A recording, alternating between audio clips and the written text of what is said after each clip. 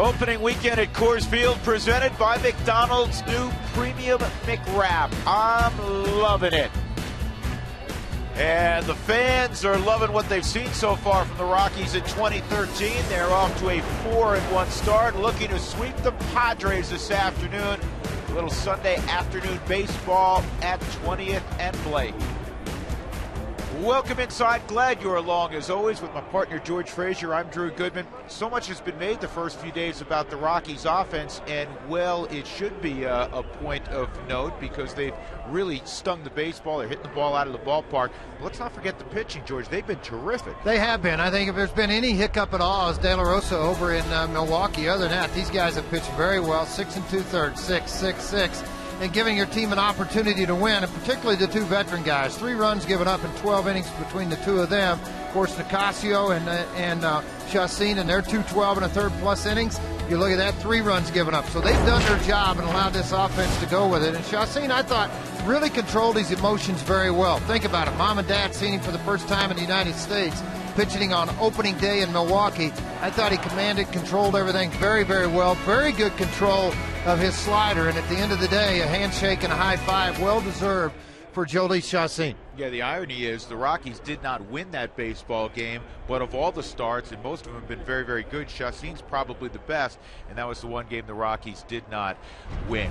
We'll come back. We'll talk about Michael Cuddyer. He has been on fire.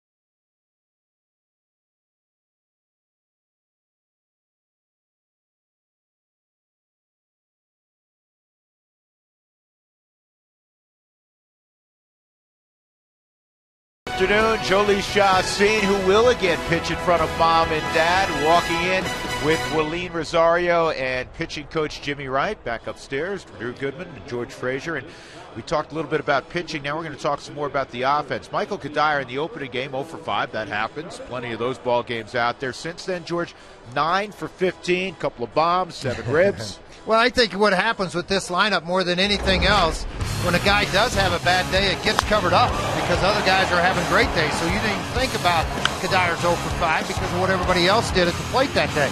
It's kind of the same thing now. But all of a sudden out on the forefront, just what you're talking about, the big RBIs.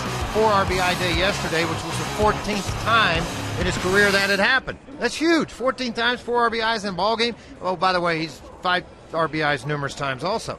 But it just tells you how stacked up this lineup is, and there's a reason he got the contract that he got. He's a very good run-producing player. Absolutely. He's being given the day off. Troy Tulowitzki as well. We'll talk about the Rockies lineup when we come back. We are set for baseball. Rockies and Padres. Colorado looking for the sweep. Come on back to Coors Field with us.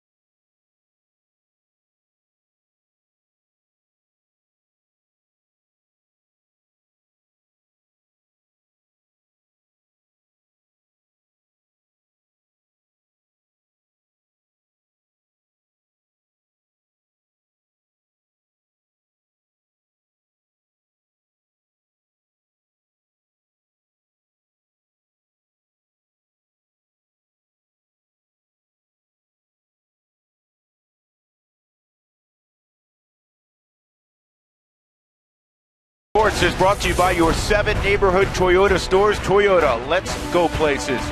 By Frost Brewed Coors Light, the world's most refreshing beer. By Wells Fargo, get your 2-for-1 Rockies club level tickets today by going to wellsfargo.com/Rockies. Wells Fargo Bank, member FDIC. And by Southwest Airlines, find our fares online only at southwest.com. Sunday crowd gathering, and you'll note the later start time by 1 hour, and that will be a new tradition this year. In years past, it had always been a 1:10 start on Sunday. This year, the Rockies moving to 2:10. One of the reasons given is to give the players an extra hour of rest after what sometimes is a late Saturday night. Jordan Pacheco getting the start at first base today, part of the Sunday tradition at Coors Field, as young fans are out there. They get a little autograph, get to meet a big leaguer. There's Everett Cabrera. He will again lead things off for Bud Black. 7th year for Bud Black at the helm of the San Diego Padres, and here is his Southwest batting order. Will Venable will be in center field today. He'll bat second. And then the veteran Mark Kotsay getting a start in right field. Yonder Alonso at first base. So no Carlos Quentin in the lineup. That's their big bat. Jed Jerko started every ball game. The rookie out of West Virginia, former number 2 pick in the draft, a second-round pick, I should say.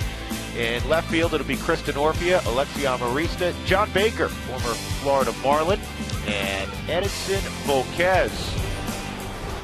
Well, the numbers on Chassin this year: 3 hits, 1 run, 3 walks, 6 strikeouts. Did a very good job in that very first start. Chassin's first start: 7 ground ball outs, 8 fly ball outs, and 6 strikeouts. So a year ago it was a tale of 2 tapes. Obviously, when he was hurt, didn't pitch very well, 730. But after that, oh my, 9 starts, 284 earned run average. Take a look at the gloves behind him. I'll tell you what, we'll do that after Everett Cabrera steps in.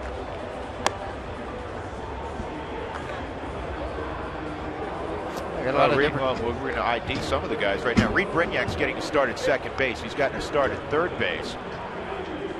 Johnny Herrera is at shortstop today. Tulowitzki being given a day off. Eric Young Jr. is out in right field for Michael Kadire. And Pacheco is at first base for Todd Helt. There's EY.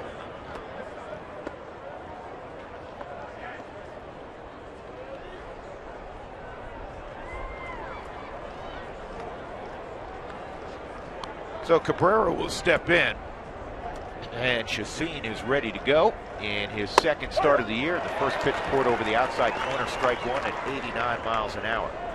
Velocity not a big thing, location and movement the biggest. And what I watched yesterday with John Garland and the day before with Jeff Francis, never panicked, lower half of the strike zone, pounded the strike zone at the knees and below. Yesterday, the Rockies had 17 ground ball outs in the ball game. Huge.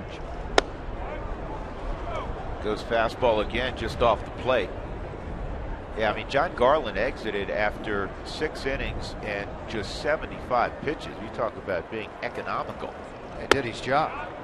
These three guys that are together right now, Cabrera, Rosario, and Chassin, all teammates at the minor league level with the Rockies, and Casper, then on in Asheville. That's where the Padres plucked Cabrera away from the Rockies in a Rule 5 pick.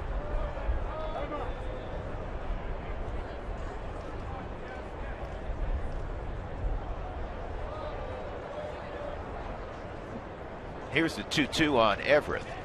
And they check it out at third, no swing. So Willian's close pitches, and it's 3-2. Willian's going to scare Gary Darling. Watch this.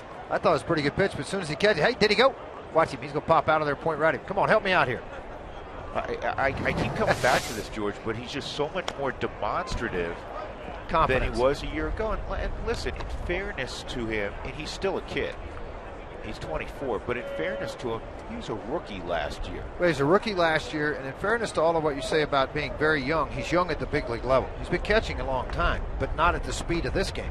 And there's a different speed at the big league level. I don't care anybody tell me anything they want to, and I'll argue it. There is a huge speed difference at the big league level of what's going on in this game.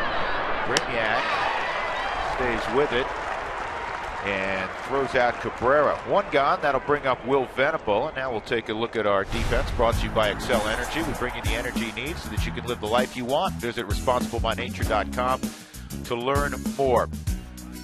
Cargo's in the lineup. Dexter's in the lineup. EY's in right field. Nelly's at third base. Herrera and Brignac, the double play combination. And the aforementioned Jordan Pacheco with Willian doing the catching. And for Willian, that's his 4th straight ball game behind the plate. He's going to catch the entire series, and the reason is tomorrow when the Rockies open up in the city by the bay, it'll be Torrealba most likely catching De La Rosa. That's why you see him behind the dish today. And also one of the things Walt Weiss is factoring in with Tulowitzki and Kadire being given the day off, 2 big bats in the middle, keep Rosario's big bat in the middle of that lineup. Here's the 1-1 on Will Venable. I want to go back to this first pitch, and I want to freeze this as the ball's coming into Willian's glove. And the reason I want to freeze this, watch how quiet in the past on a hard sinker moving away from Willian. Now let that come on into the glove. You would see the glove not turn into the strike zone. You would see it push the ball away. He has done such a better job of controlling, catching the ball in the strike zone. EY and Dexter, and it'll be Dexter. You know, there's quite a bit of wind up there. George, get a shot of the flags here in a moment. I mean, it was really gusting. Well, when you're inside here, and really inside the ballpark, you don't feel it nearly as much. I went downstairs by the front gate, and everything's open there. You could really feel a heavy breeze blowing into this ballpark right now. There's a shot of what Drew's talking about. The flag's pretty stiff right now. And you can see Dex, he had to all of a sudden pick up the pace the last few strides. Well, I can tell you right now, any ball hitting the outfield here that doesn't get caught with the speed of this outfield today, that's going to be a rarity. Yeah, you see Dexter kind of jogging, and then all of a sudden that picked those strides up a little bit to get to the ball. And a base hit for Mark Kotze. Well, that's one thing he does. He can hit. Yep, he can hit. So Kotze, in his first ever at bat against Chacin, that kind of surprised me when I read that note, with a base knock, and that'll bring up Yonder Alonso. I think part of that is, too, the reason that is the first at bat with Chacin is mostly the last 4 or 5 years, Kotze's been a pinch hitter. His duties come after the 7th inning a lot.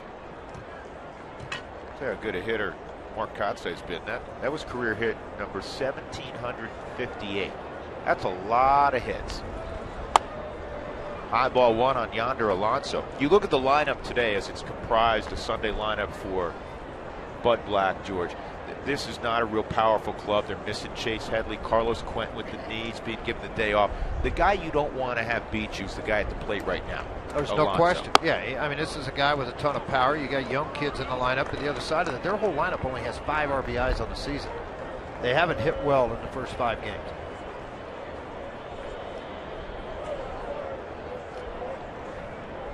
Two outs, Kotze at first base. Not a threat to go anywhere. And a rollover ground ball. Pacheco's got it. Good feed to Chacin, and a very nice start for Jolice. The 15-pitch first inning. We'll see the Rockies on offense next.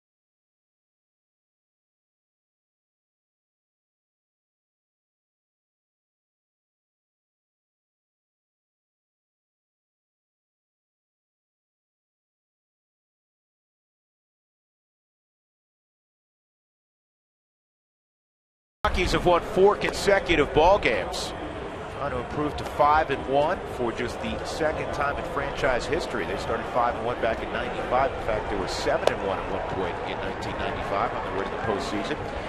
That's Eric Young Jr. Not as if you needed an introduction. And here's the Southwest batting order for Walt Weiss. Dexter will bat second. When he was in the lineup, he moves down a spot. Cargo's in his familiar 3-hole. Waleem Rosario will bat cleanup today with Tulowitzki sitting out the ball game, or at least initially sitting it out. Jordan Pacheco, Reed Brignac, Chris Nelson will bat 7th, and Johnny Herrera will bat 8th in front of Chacin. Edinson Volquez, who possesses a wonderful changeup, had a rough go in New York, George. 9 guys reached base, 6 of them scored without a home run being hit. So it tells you got beat up a little bit with the walks playing a role, which, you know what, active pitchers with 600 or more innings, Volquez third on that list, averaging nearly 5 walks per start. Volquez originally came up with the Texas Rangers, moved on to Cincinnati as part of the Josh Hamilton deal. And he does, as he falls behind 2-0, George, time to time, he will have control issues. Like last year in 182 and 2/3 innings, he walked 105. And he's got good enough stuff, though, and he does typically get the walks, and the ball all of a sudden gets on the ground an awful lot. A year ago, 6-5, 295 in the first half of the season. Second half, 5-6 with a near 6 ERA. 2-1. And Junior drives it well to right field, and it's going to get over the head of Kotsay. And Mark hustling it back in. It is a leadoff double for Junior.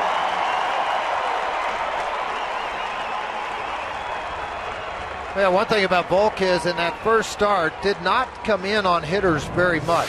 And if it did, it stayed to the middle of the plate. You can see everything's away, and that ball stayed into the middle. EY just using upper body strength to hit this ball. Kotsay, normally a pinch hitter, a very good outfielder in his younger days, but asked to play right field today. Tough play. Nice job, EY. That'll bring up his buddy Dexter Fowler. In talking to Walt Weiss about EY throughout the spring, he just loves the grit, the toughness that he brings. And he also has remarked, and so has Dante on a few occasions, that when you watch his BP, he hits the ball with authority. This is not just a slap and run guy by any stretch of the imagination. He has really improved offensively, and as illustrated, he drove that ball to the wall and right. We've seen him hit it out of the ballpark. Well, last year, remember, before he got hurt, he got on fire. I think it was 4 home runs in 10 days when he was playing on a regular basis.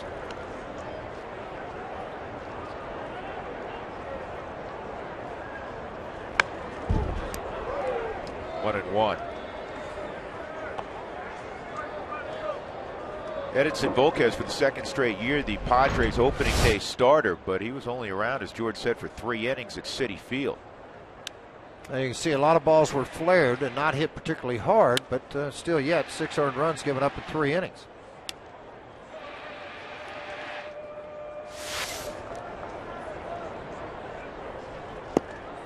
And this kicks away from Baker, and actually it hit Fowler, so EY is going to have to go back. Well, maybe not. Maybe EY is going to stay at third, and now Dex is going to go back because home plate umpire Paul Emmel said that didn't hit you. Well, Weiss not popping out of the dugout to ask a question either.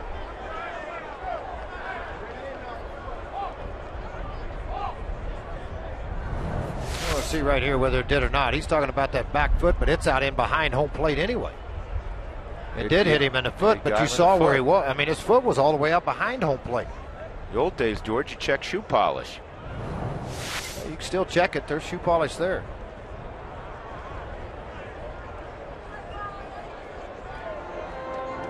Yeah, for me, I'll take the advantage. Nobody out and a runner at third base. Stay in there and swing the bat and get an RBI. You want to know what? It's kind of a win-win situation. No score, nobody out. We're in the bottom of the first inning. 2-1 on Dexter. And that'll get the job done and then some. Take a good look. You won't see it for long. What has gotten into Dexter Fowler? His 4th jack of the year. It's 2-0 Colorado. Hey, Dex, I hate to tell you, I'm glad the umpire didn't see that ball hit your back foot. Yeah, foot's fine and the bat's fine. And Dex, by the way, folks, has a 6-game hitting streak out of the gate. That's why Walt didn't go out and argue, George. Yeah, Dex, it's okay, all right? I want you to swing the bat with nobody out and a runner at third. I really do. Back wall of the bullpen of the Rockies, and he did get after this one.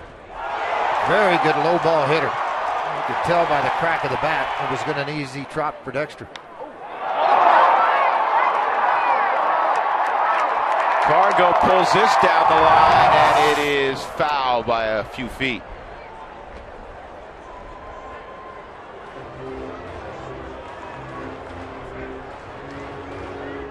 And Dexter starting out the season and got a little Ricky Henderson going. Leadoff guy who hits it over the wall. And George, all 4 of his home runs, they're not wall scrapers. No, they're not. Shift on, and this ball's lined, and it's going to go off the wall. Kotze's wondering what's going on over here. I play once a month, and the ball's finding me every time. Kotze's going to need a hard hat out there in right field in a moment. I'll tell you what, here's some ball's been hit awfully hard. Darren Balsley's going to make that trip to the mound right now to have a visit with Edison.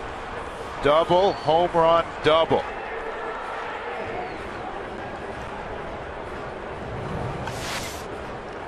See where this pitch located? Yeah, right in the middle of the plate. I mean, when he's made mistakes, and good offenses will make you pay. This offense is making them pay. Well, Darren Balsley completes his conversation. I want to go back to something, George. You want to talk about startling numbers. The Rockies have the highest OPS right now in Major League Baseball. Again, on-base percentage plus slugging percentage. You as a pitcher, always rule number one, you want to keep that leadoff guy off base, right? Oh, you had to, yeah. Just creates problems. The Rockies leading off an inning so far in 2013, 16 for 39. That's a .411 batting average, but if you factor in walks, they have a .477 on-base percentage. They're on base half of the inning so far, leading off. When you mix that with the power and what you're talking about, it changes everything so dramatically, because now you've got a runner on first, runner on second, now the home run, the double. If your ball has right now, double, home run, double.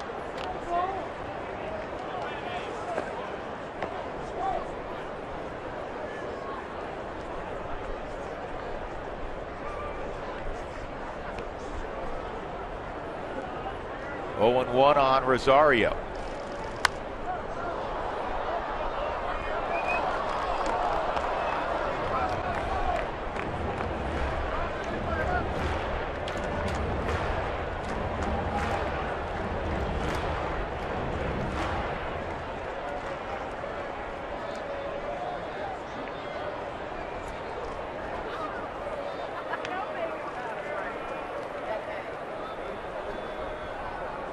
Nobody out. Cargo at second. This is where Dante talks about getting into battle mode. Have a productive at bat. Time for our AAA. How far did it travel? Very far. 422 feet on that flight. Dexter's fourth big fly of the year. 2-0 Colorado.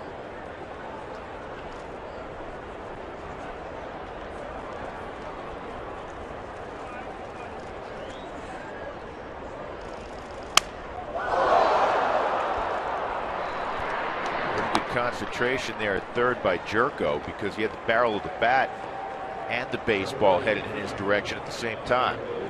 Well, that's that heavy sinker that Volquez has the ability to throw, and he does just that. Got it in underneath the label of on the hands of Rosario. Not a difficult pitch to try to do anything with.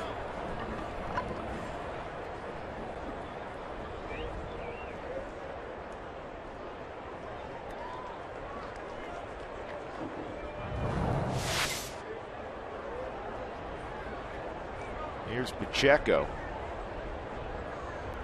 Second start for Jordan. He's already hit 500. 2 for 4 against right-handed pitching this year. Jordan drove in 54 last year. 32 doubles. Took a lot of ground balls yesterday, George, early on at third base. Well, he's got to. He didn't get to play the position in spring training because of the battle with Arenado, Nelson. They're trying to find out other guys if they can play that position. So yesterday, he and Brignac both were at third base. Vinny Castilla emptied the batting practice bucket. What he does, and it gives you a true feed for you coaches at home if you want to teach it a little bit, have a guy soft toss the ball to you, and you hit it off of your fungo live to them. Instead of throwing the ball in the air, you get a different spin and reaction. Much game-like type action. Another chance for Jerko. 2 outs. Padres defense brought to you by Excel Energy. We bring you the energy you need so that you can live the life you want. Visit responsiblebynature.com today to learn more. Padres in the outfield will have Denorfia, Venable, and Mark Kotze. Jerko, Cabrera left side, Alexi Amarista and Alonso on the right side, and the veteran John Baker is doing the catching. Reed Brignac has pop. That's why he's hitting in the 6th spot in the lineup today. Getting a start at second base for Josh Rutledge. Cargo still at second now with 2 outs. Changeup.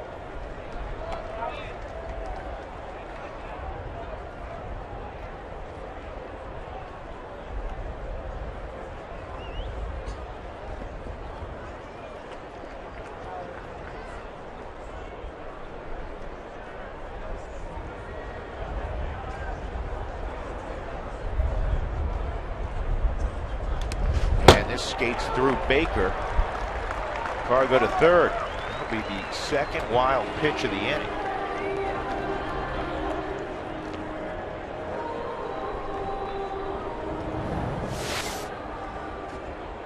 Tough ball to try to block too. I mean, this ball's well out in front of the feet of Brignac, and it just ricochets over. If you looked at Baker's head, he turned his head away from the baseball, so difficult to see where it's going to land and where you're going to have to pick it up at.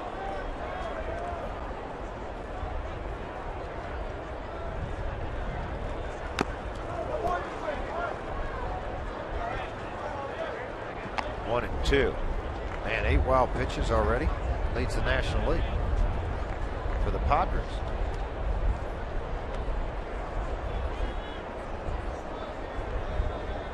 It's not even close. Chicago, Miami with 3, Milwaukee 3, Atlanta 2.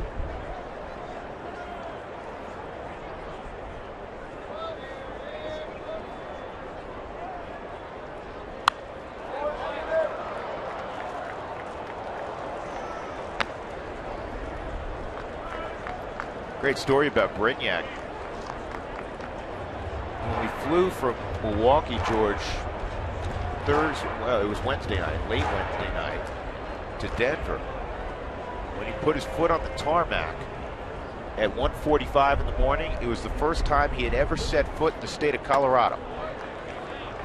Yesterday I asked him, what do you think so far? He goes, man, it is beautiful here. Wait till he takes it right up I-70. Yeah.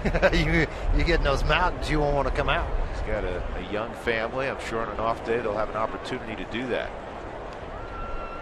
And south on I-25, the Air Force Academy, all that area down in Canyon City. It's gorgeous. Yeah, hard not to find beauty in our state. 2-2 with 2 outs. Rockies up 2-0. And this ball toward the gap in left center field's got to get down, and it will. Cargo trots home with the Rockies' 3rd run, and they have their 3rd double of the inning. Reed Brignac coming through. Where do you relax? When you get that so-called Sunday lineup out here, it's done a lot of damage. Fowler and Gonzalez, the 2 regulars with Rosario. Fowler's 2-run home run, a double by Gonzalez, and now Brignac with this opposite field on a changeup down and away. Shows you how strong he is. Look at front foot, never strided towards the baseball. That was all an upper body swing trying to stay back on it. And he does into left center field, brings Cargo to the house. Chris Nelson.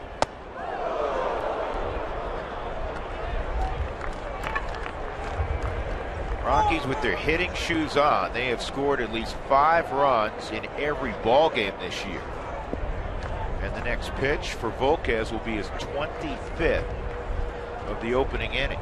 Well, the best part about all of this, Drew, for the Rockies and Rockies fans, Nelson is hitting 7th.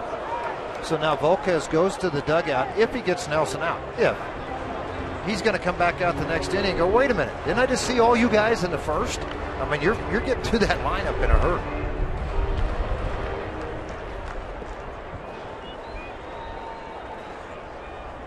Did the temperature drop? Is it just me? No, it has dropped a little bit. It is cooling off. 2-0 on Nelly. And that's high, 3-0. Should identify our home plate umpire. He's the guy that makes his home in the Denver area, Paul Emmel. Bruce Dreckman at first, Clint Fagan at second, Gary Darling is at third.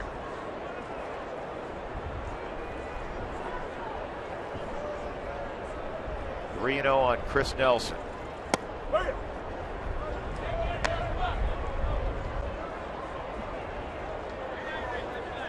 Eric Young got it started. A double to deep right field. Dexter hit a 2-run home run. Cargo hit a double off the base of the right field wall.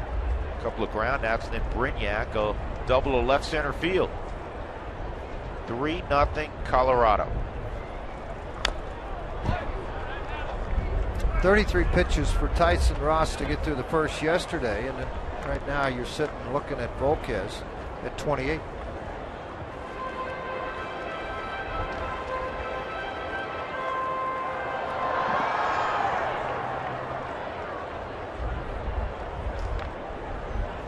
Tyson Ross,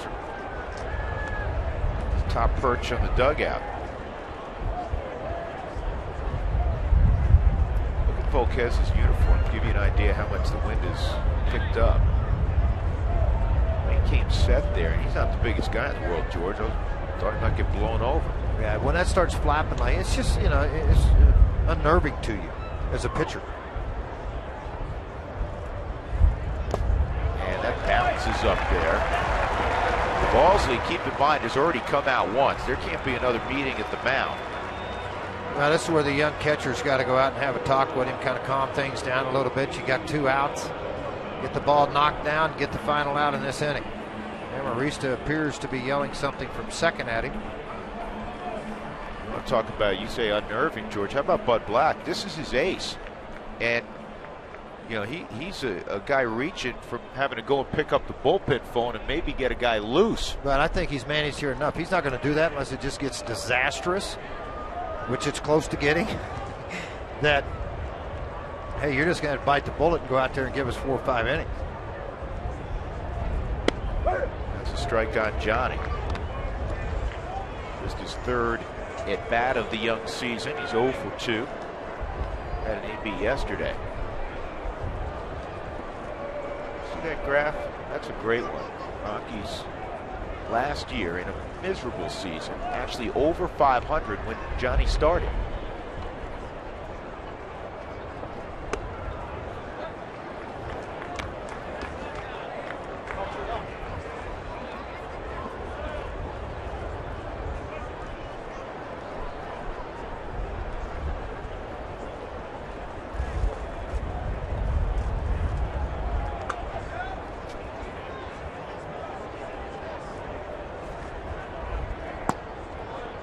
Two and one.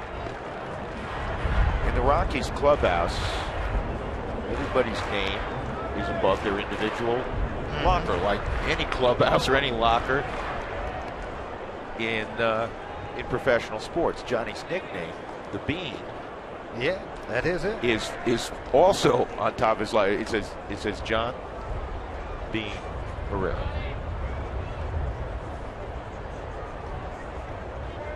I don't know if I've ever seen that before. Yeah, they'd be kind of fun. This is a flare to shallow left, and it is caught by Denorfia. And that saved a run. Nice play by Chris Denorfia out in left field. The Padres can finally return to their dugout. Plenty of offense in the first frame for the Rockies against Volquez. 3 runs on 4 hits, including the 2-run shot by Dexter.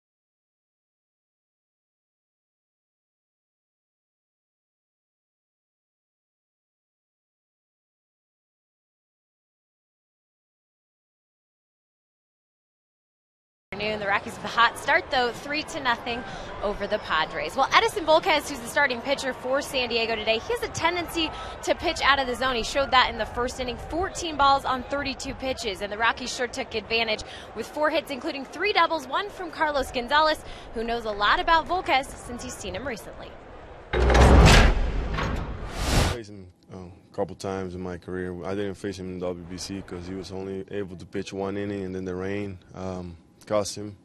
But you know, the biggest thing for him is just we need to make sure he throws strikes. You know, he got really good pitches, but you know, if he keeps he likes to throw a lot of balls. So we need to be patient and wait for our pitches, and you know, that's a good way for us to get him out of the game quick. If you don't throw strikes, just be patient.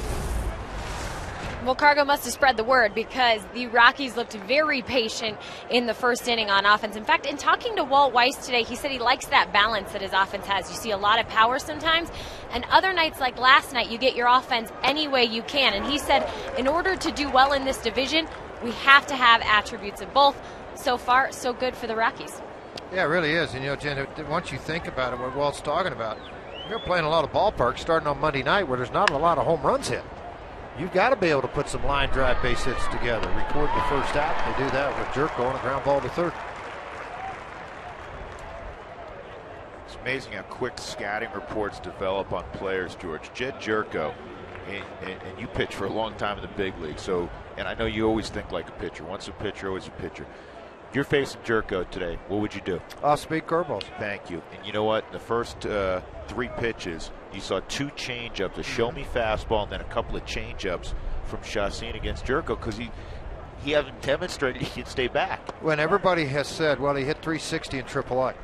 He hit 340 in the fall league. Well, you know what? Those guys are in AAA and AA for a reason. And then you got guys in the big leagues that can paint that breaking ball. They can throw it on a 2-0, 2-1 count. It really frustrates you because Jerko's a good hitter. That's why I've watched him through the minor leagues. This guy can hit. And if, you know, see how he adjusts to this to see if he can handle it. But early on right now, he's not handling the breaking ball at all. Right. And I'm sure he'll figure it out. And when he does, then the league readjusts to what he's doing. 2 balls and a strike on Chris Denorfia. 3-1. A year ago in 128 games, 311 average, 30 home runs, 100 RBIs. That was all between AA and AAA, San Antonio and Reno. Excuse me, Tucson. That's where they're located.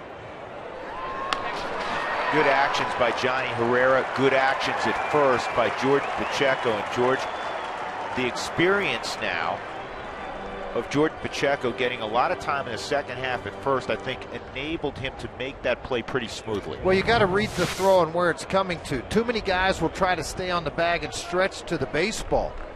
Jordan went out and caught the baseball, and then I'll make and apply the tag to him. And that's exactly what he did. He came up the line and he worked his way back to him. Amarista takes a strike. It's always a scary play for a first baseman. Yonder Alonso had one of those at Citi Field the other day in the series against the Mets. Coming off the bag in a sweep tag. It's on the ground at third. And his arm kind of got caught up, bent backwards, and he hurt his elbow. Fortunately, not seriously. Obviously, Jordan on that swipe tag was just fine. Good inning again for Chacin. 3 on the ground. Rockies up 3-0.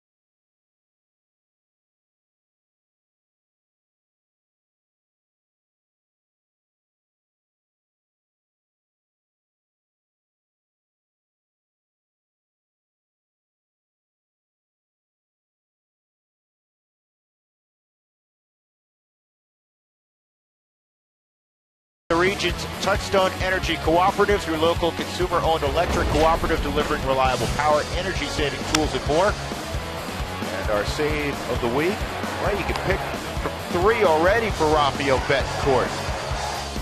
Saved the home opener on Friday night. That save yesterday as well as the Rockies prevailed 6-3. Jolie Chassin, who loves to hit, is at the plate against Edinson Volquez, and the first pitch of the inning is high ball 1. Learn more by visiting togetherwesave.com. And that's inside.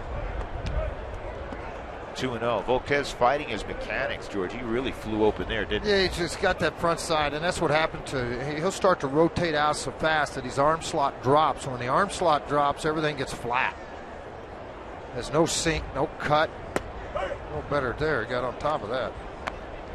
And Chassin taking the whole way there on a 2-0 pitch.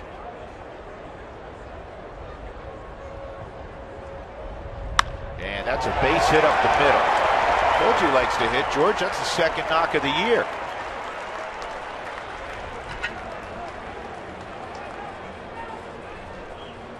So Chassin reaches, and here comes Eric Young Jr. Rockies fans, this season we want to answer your questions on air during Toyota Talk. Hopefully you've enjoyed that through the first week of the season. Text Toyota, followed by your question to 720-720.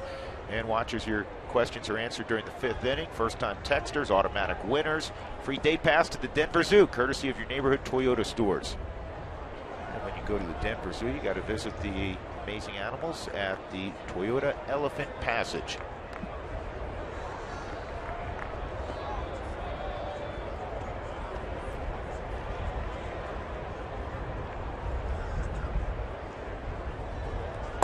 Junior getting the attention of Jerko at third.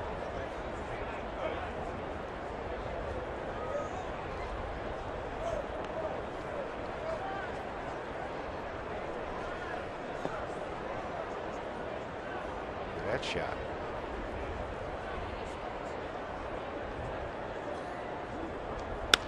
This is on the line to center field, and it's not going to get down. It's handled by Will Venable, who was playing pretty shallow. 1 out. Hey, ask about the Rockies buy one, get one free suite. That's right. It's a pretty good deal. There's 16 BOG, buy. You know what that means? BOGO, logo. Huh? You don't know what that means? Buy one, get one free. Dates in April and May. So call today to the Rockies and reserve one of your suites. Buy one of those and come back again in June. 303 Rockies. Wouldn't it be Bogoff? I didn't write it. I'll give you the number, 303 Rockies. How's that? Thank you. Okay. 1-0 on Dexter Fowler. First time up, a long home run to right center field. His 4th, his team leading 4th of the year. It's 2-0. A couple of changeups back to back. Typically 2-0, you sit on a heater in a certain location. I don't know if the way he's swinging it, Volquez will give in. He may go change up again. He did. And Volquez. Pitcher runner. Yep. Chassin just trying to cover up. He didn't want to hit the deck. So with 2 outs, Fowler trades places with Chassin.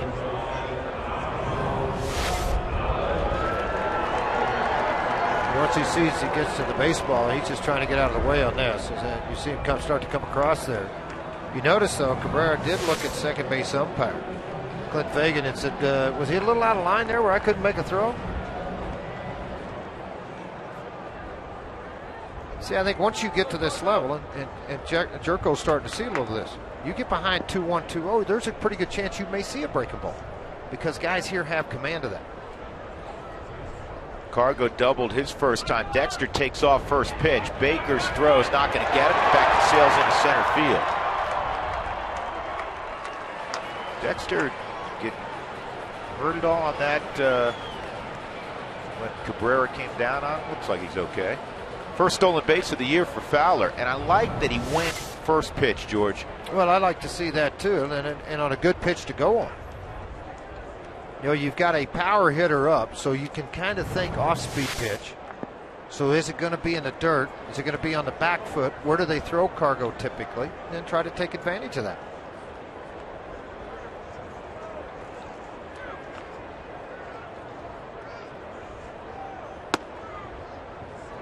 This may be one of those situations where Volquez looks in the on-deck circle and says, I may prefer to go right on right against the young catcher, even though he's dangerous.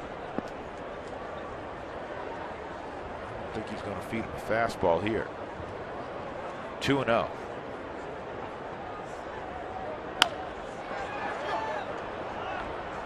Well, he went off speed, and he induces the ground ball.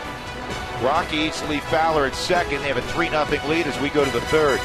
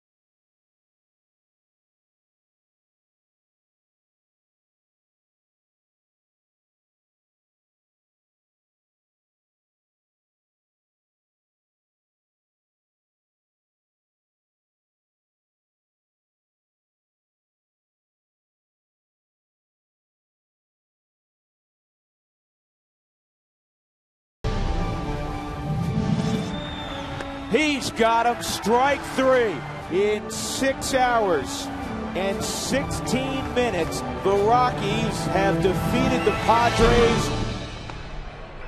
Kip Wells finishing that ball game. He was Rocky briefly. Torrealba was behind the plate. Rockies leading 3-0.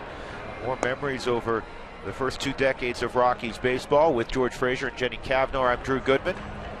Windy afternoon at Coors Field.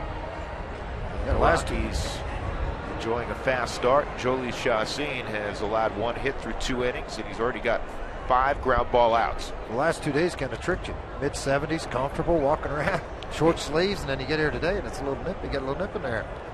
Yeah, it's still, you know what, it's still pretty nice. I remember a year ago we got snowed out on the first, I believe the first Sunday of the year at home was a snow out after 70-plus degrees on opening day. John Baker's at the plate. He takes strike 1.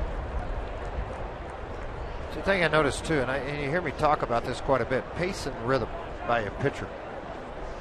Chacin's throwing a pitch, receives it back and starts to look up. This is going to fall in front of Eric Young. Second hit of the ball game for the Padres.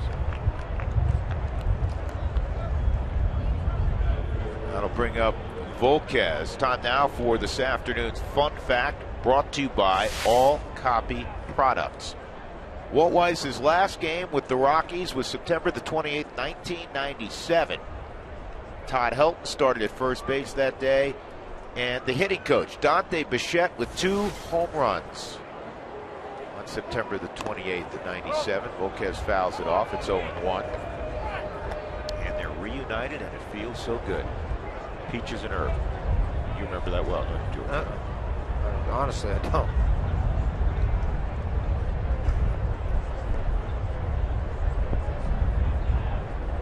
Mike Fox, our producer, pointed out that's not country or western, so Frazier's out of the loop.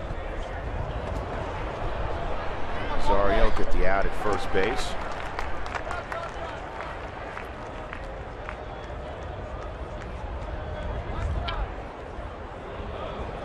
Two 4 on the sack. And Cabrera will come up.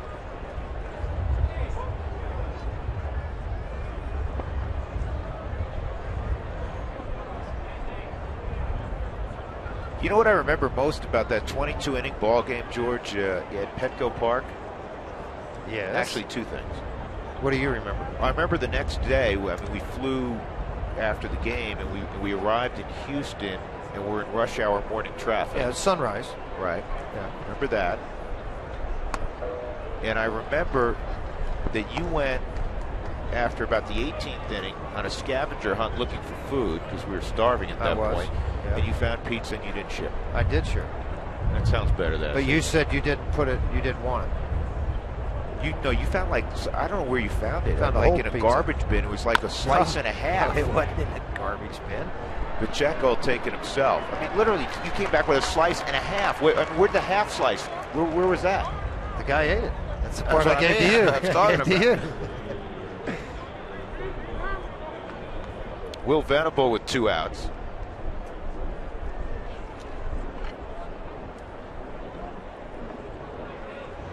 A little conversation going on here. You got a left-handed hitter up, and the reason Pacheco's up there, and then Rosario, same thing. Get off the mound in case he pulls this up the first base line and takes it with him on the ground as a bunt because he's got very, very good speed. Good athlete. He was a very good basketball player at Princeton. We chatted about that a little bit yesterday. Waiting on the slider, and he fouled it off. Had a towering fly ball to center field his first time up. Must be in the air, George. We keep talking about weddings. Will's getting married next offseason. They're all kind of that mid-20 thing.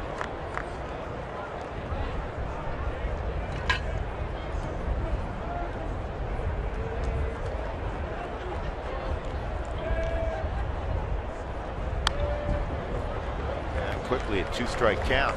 If you have auto glass issues, call Safelite Auto Glass at 303-287-5000. Or check them out online at safelight.com. Rockies up 3-0, top of inning number 3. They've out-hit the Padres thus far, 5-2.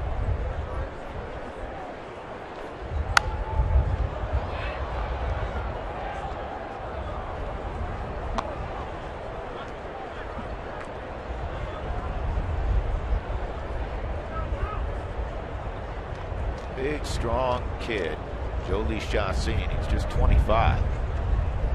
Third youngest opening day starter in Rockies history. 6'3", about 235 pounds. Well, that's a good looking pitch. Hard to take. Well, I think hard to take. I think it is a ball. I think it is off the plate, but it is so close. How do you not take a whiff at it in some capacity? I mean, it's elevated, it's out there, it's on the corner. Framed nicely too, George, by Rosario. Just turn that glove in and try to keep the ball to the center of his body when he moves. Ground ball to first. Checo to his pitcher covering Chassin. Well done by Jolie. Leadoff single did not hurt him. 3-0 Colorado.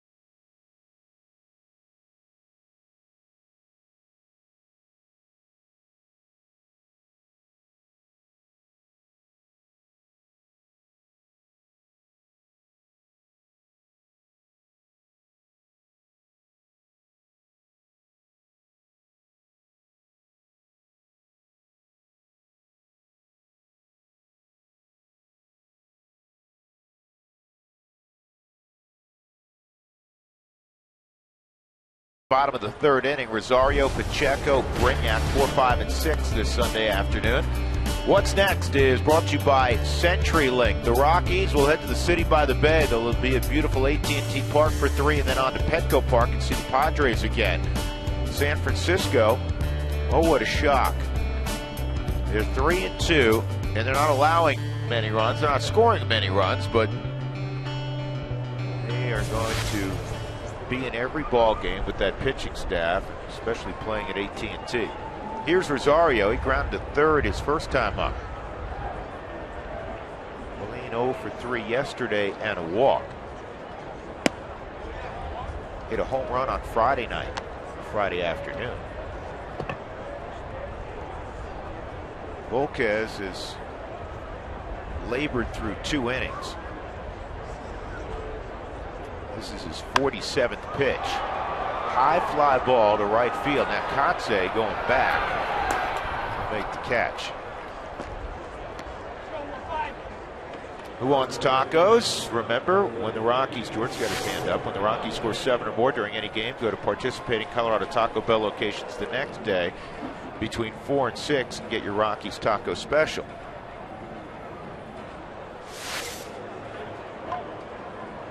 Prior to Albuquerque, New Mexico, and the University of New Mexico, Jordan Pacheco.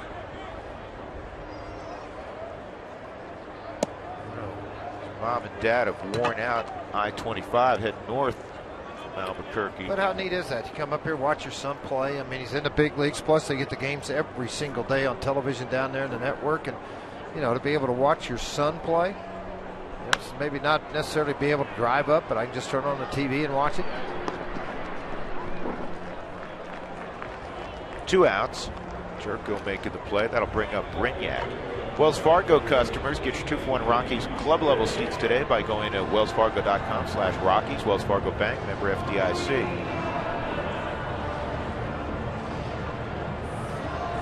Big at bat for Brignac in that first inning. In that, Dexter Fowler had hit a 2-run home run, and Dexter's hitting second in the lineup. And then Cargo doubled. The next 2 hitters grounded out. Brignac's up there, and you know, psychologically, not that it was going to be a really good inning for Volquez, but psychologically you say, okay, you know what, it was a rough inning, but I only gave up 2. Brignac comes through with that 2-out double behind in the count, George, to get that 3rd run across. And that's what the Rockies have done frequently this year. They get in that spot where they can go ahead and add the next one. This will be in a 1-2-3 inning for Volquez. The Rockies hold a 3-0 lead here going to the top of the 4th.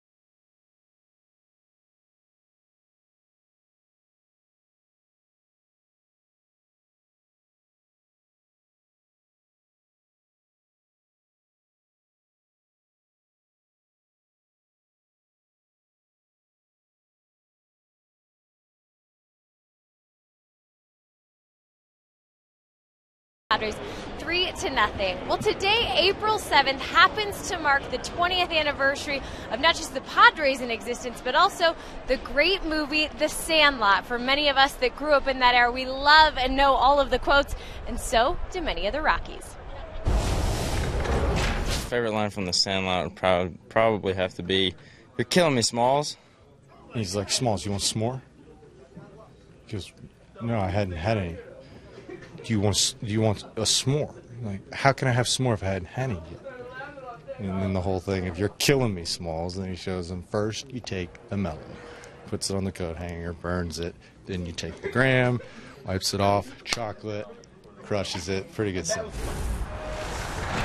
I'm pretty sure that Matt Belial had the most fun revisiting all the quotes from that movie. Now, Drew and George, I know that you guys may or may not have seen this. I'm guessing you haven't seen this movie, but I hope that you watch it on the plane today because it is a classic. I wasn't born yet when that film came out, Jenny. Yeah, 20 years ago. You're only 19. That's crazy. Yeah, child prodigy. Jenny, thank you. That was a pretty good reenactment by Mr. Belial. That's a strike on Kotsay, 3-1. Kotsay with one of 2 hits that Chassin's given up, 2 weak singles given up by Jolis. Very good command of the sinker. Getting a lot of ground ball outs, early outs. Diving stop by Brignac. He was shaded up the middle, and now Kotsay's 2 for 2.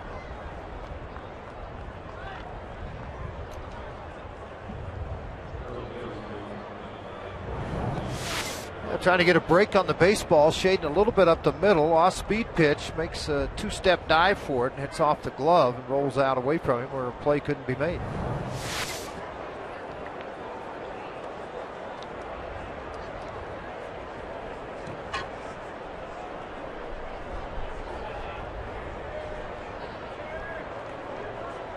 Yonder Alonso, double play candidate. Chassin has really done a great job on the bottom third of that strike zone. I was talking to Jimmy Wright this morning, the Rockies pitching coach, and he said they made a little alteration between his final spring training start and his first start of the season in Milwaukee. He went to the videotape. He felt like his delivery had slowed down so much that he was very methodical and not quite as athletic. Looked at where he was breaking his hands. And he was terrific in Milwaukee. He's been very good so far this afternoon. 2-0, 2-1. The confidence that it gives you with that hard sinker, and you have command of it, is getting that ground ball out and getting out of the inning. I'll tell you what, the Yankees put it on Verlander today, 7-0. There's your double play ball. That was hit so hard, Johnny had time to re-grip, getting it out of the glove at second. 4-6-3 on the turn, 2 gone, and it'll bring up Jed Jerko.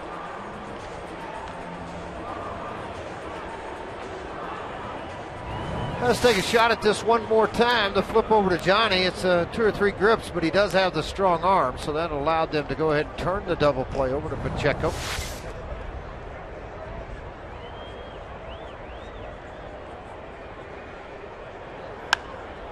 And Jerko fouls this one off out of play. He got to look at a fastball. He got one.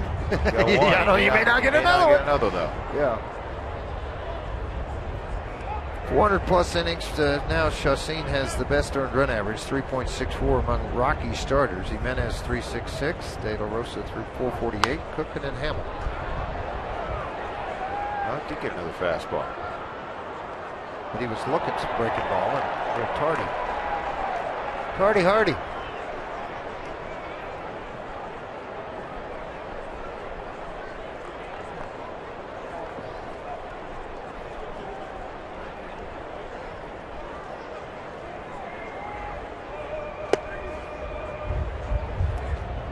Sometimes you try to throw the perfect slider and you try to really add a lot to it. You end up having to back up, hang up, not make a very good pitch. That's what happened on that one.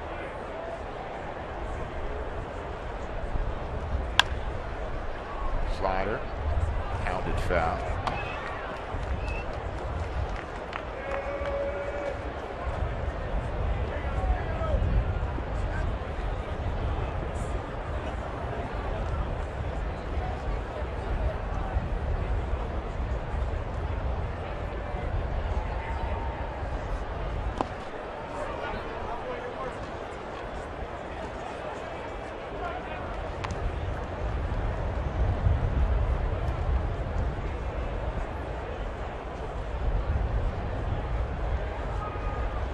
Jerko with starts in this series at second and third.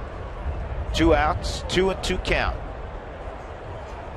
Kid from Morgantown, West Virginia, 3-2.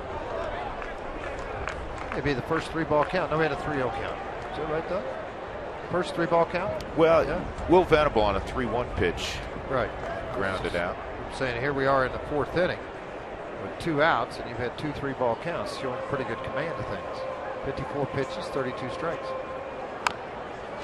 And despite Rosario trying to get there, a twisted foul. After watching the Rockies this afternoon, stick around. After the postgame show for Rockies Weekly, we'll spend some time touring the new changes at Coors Field, celebrate the 20th anniversary of the classic movie The Sandlot. Jenny's already kind of begun those festivities. And recap the top plays from opening week, of which there have been many. Don't miss Rockies Weekly today, right after the postgame show. 3-2 again, Chassin to Jed Jerko.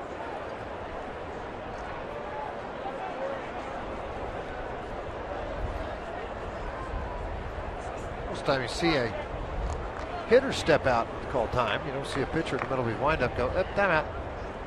But in this dry era today, with the wind blowing, a lot of times obviously didn't have a comfortable grip on the baseball.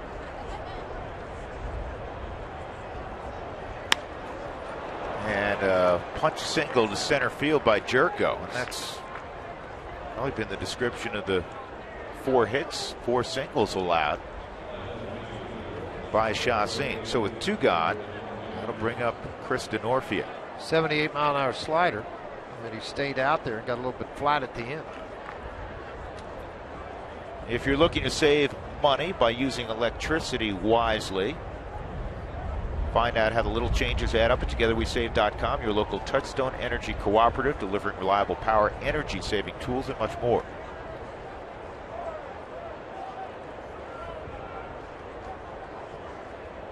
Always been a fan of this guy, George. I think he's just a good baseball player. He's a very good baseball player, and again, a guy that can play all 3 outfield positions. He can come off the bench and swing the bat for you. Just a valuable person. Kind of a little bit like Pacheco. You know, can really swing the bat. Not big-time home run power, but he can play all 3 outfield and third. You know, Pacheco, the corners, and behind the plate. 1-1. He's a great example of if you can play, they will find you. He was a Division III star at Wheaton College.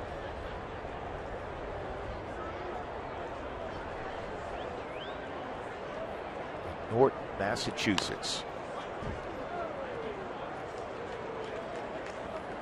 And he majored in international relations and Hispanic studies at Wheaton College. I had to ask him, I wonder if he was fluent departing college in Spanish. Pretty much sure he was. I bet he probably was. Just kind of helps you out a little bit when you're in the game of baseball.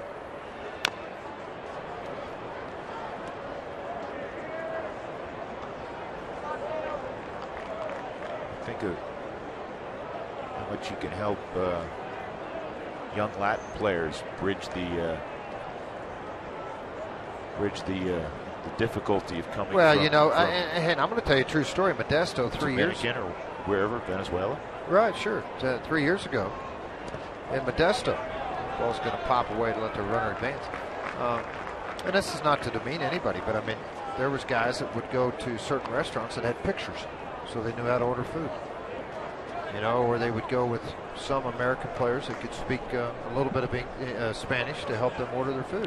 It was a difficult time for them. I mean, you think of a kid, you know, thousands of miles from home, and there's a language barrier, there's cultural barriers. So that's why, and I know you've spoken about this, George, that how much you learned and how much appreciation you had for what the young Latin kids go through when you went and played winter ball. I loved it down there. I love the Dominican Republic, but you also get tired of eating ham and eggs every morning. You know, because you don't know the language to eat the other food. But you can relate that. But no, there's no question about it. I mean, when you go there, absolutely you can. I mean, it's a very eye-popping experience for an American player. Now, of course, I'm going back to '78, so obviously things have really advanced since then. Here's the 2-2, and that's pulled down the line, and that's going to get a run home. Jerko's going to score, and Denorfia is going to have an RBI double.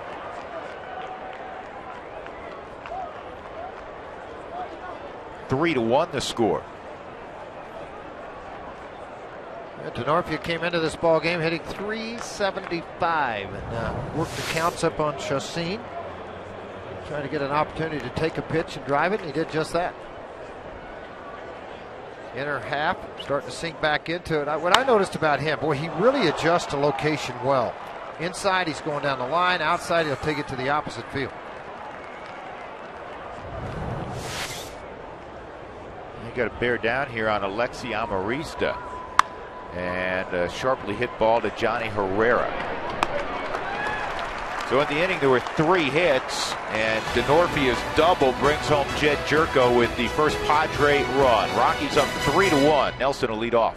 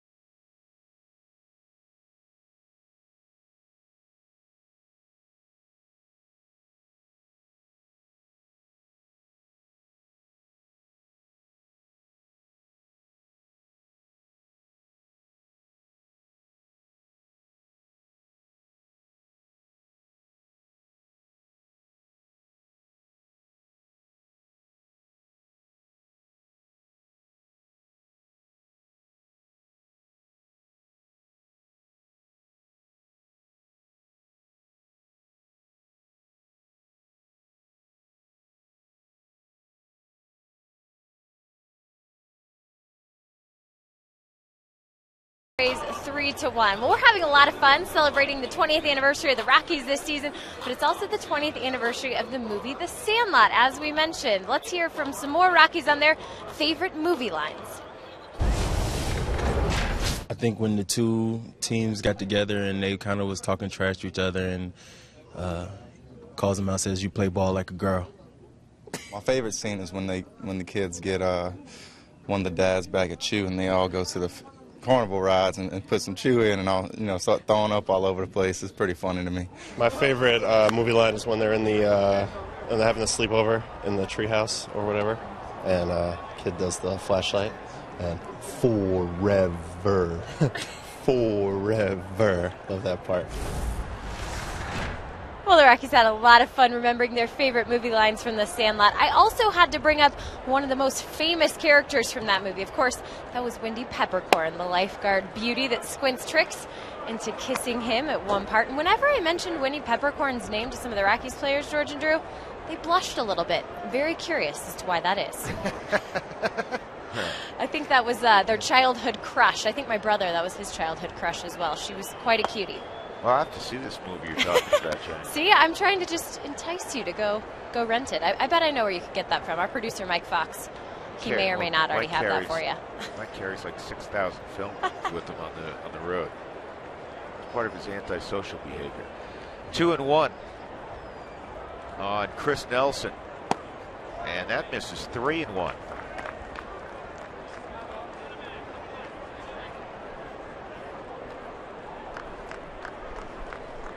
Rockies' first 2 games of this series, 11 runs, just 15 hits.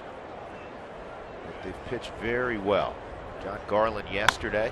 This is slowly hit up the middle. Cabrera gets there, and a good transfer to get Nelly at first. Well, he's starting to settle in, George. He's retired the last 5. Well, he is. And again, I mean, he's got to go out and be able to throw up some zeros just for confidence factor, anything. I mean, he's never been a really quick starter, but You know, he kind of looked like he was about to cave in the first inning and bounce back after he got the last out. Since then, it's been pretty good.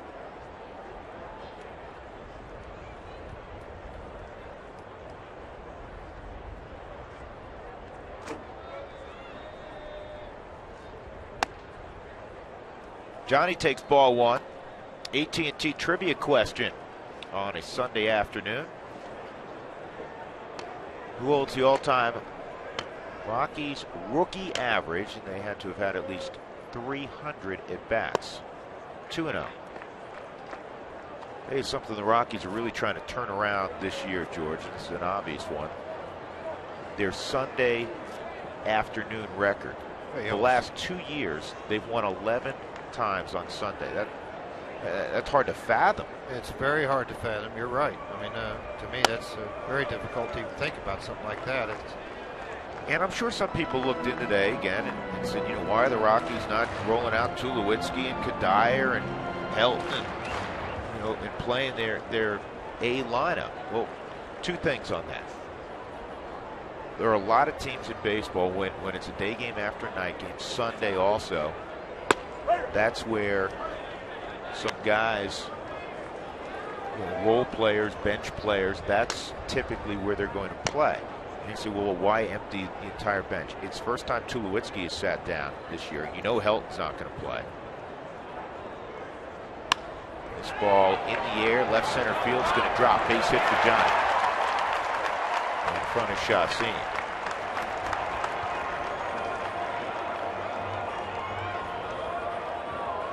And Walt Weiss has also stated on a number of occasions he has profound trust, respect for the guys he's bringing off the bench. And he says these guys, you know, are bona fide big league players, and they're going to help us win games. And in the first game that he played, if you will, not his A lineup, Eric Young, Reed Brignac, all, you know, both of those guys drove in runs. And in this ball game, you know, Reed Brignac, an RBI double already. Eric Young Jr. started out the bottom of the first inning with a double.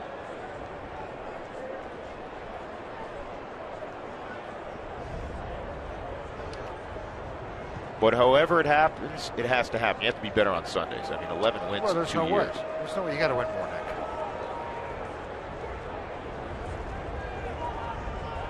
The Rockies lost a major league record 17 straight Sundays. Runner going, swung on and missed, throw to second, and Herrera's cut down. Rockies did that yesterday. A bunt run. They got the bunt down yesterday. Chacin didn't get it down here. Sure did. Well, actually, it was a slug bunt. Yeah, he came in full swing there and does not get it down, so now you put yourself in that position. Rockies last 2 years, you mentioned the 11 wins, 41 losses. It's a foul ball.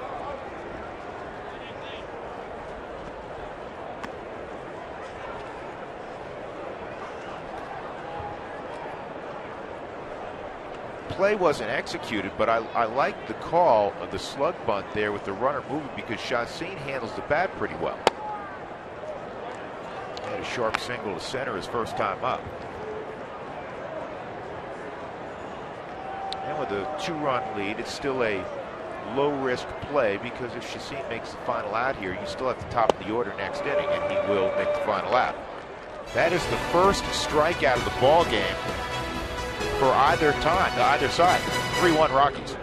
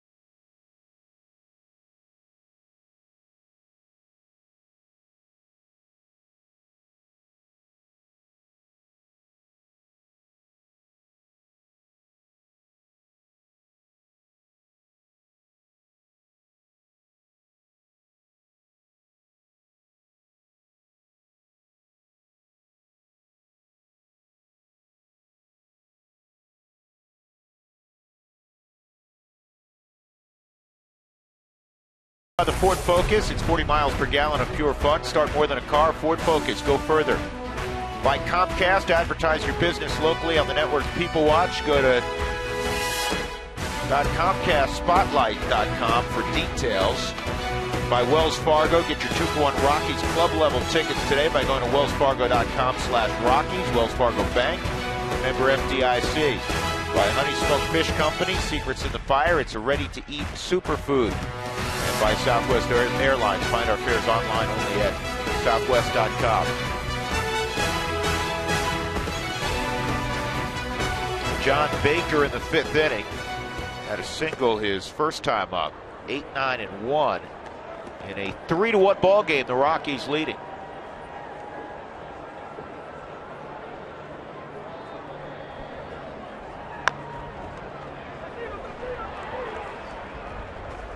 One out. This is our Toyota Talk inning, so we'll have some questions for you momentarily. In fact, here's number one. How does this year's lineup compare to the original Bombers? Well, it's very early. I will say this, that on paper, the Rockies have a formidable lineup. You have Dexter Fowler, who hit 13 home runs last year, has already hit 4. Cargo, you know what he can do. You know what Tulowitzki can do. Rosario was a rookie last year and he hit 28 home runs. Kadire has a long history of producing 20-plus home runs and 80-plus RBIs. So there's a lot of thump in the lineup on paper. Well, there really is. And again, it's let it play out over 162. I mean, the Bombers did a lot of damage for a long time. Here's Michael.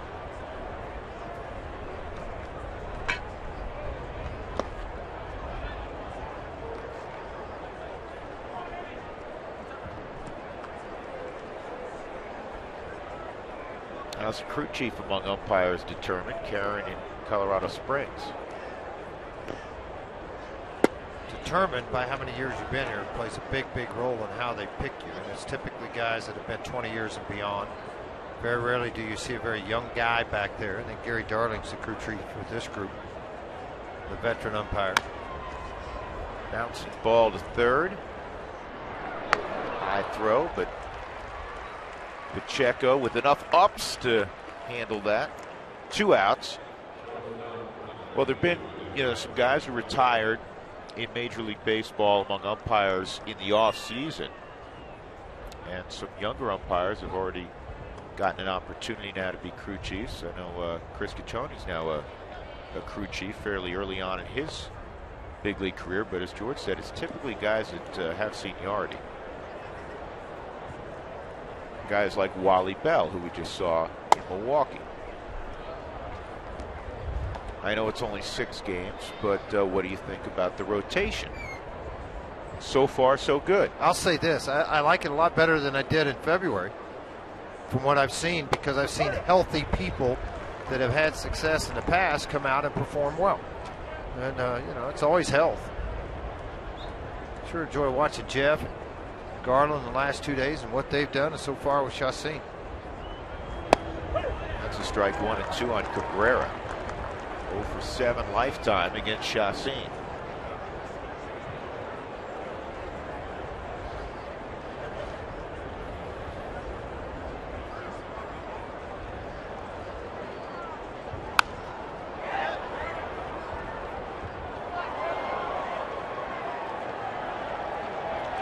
The lucky number today, George. Cleveland blanked Tampa 13-0 at the Trop, and Boston blanked Toronto in that big lineup of theirs 13-0 at Rogers Center. It just sounds like a bad day to be a pitcher in those parks. Not a good day. Who do you think is the most dangerous weapon on the Rockies roster this year?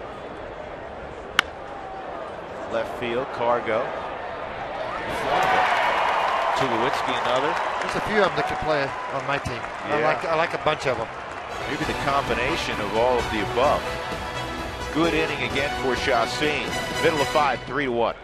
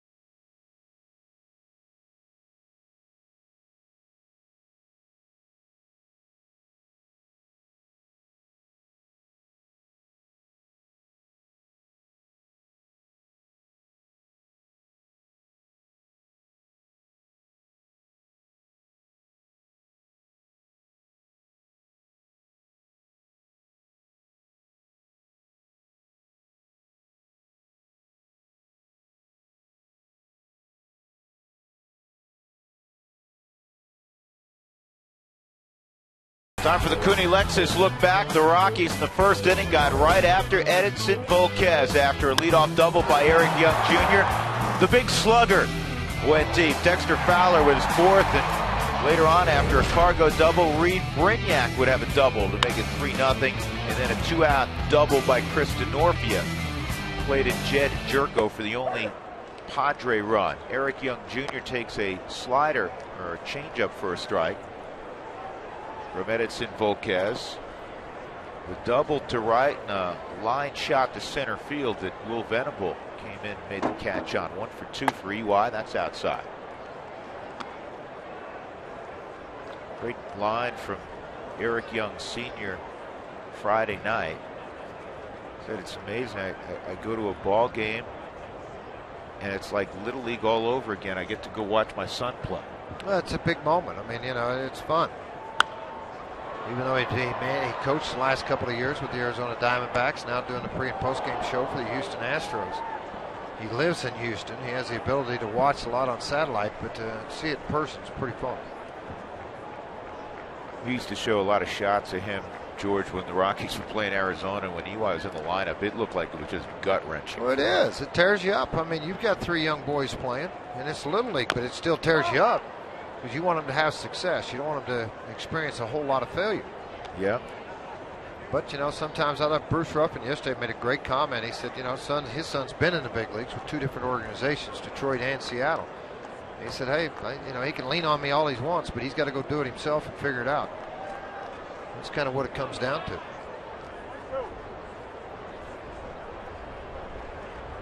Volquez is settled in okay. Rockies have to get something jump-started again as this game has been locked in at 3-1 now. And that ball sharply hit, but right at the first baseman, Alonso, and EY's retired.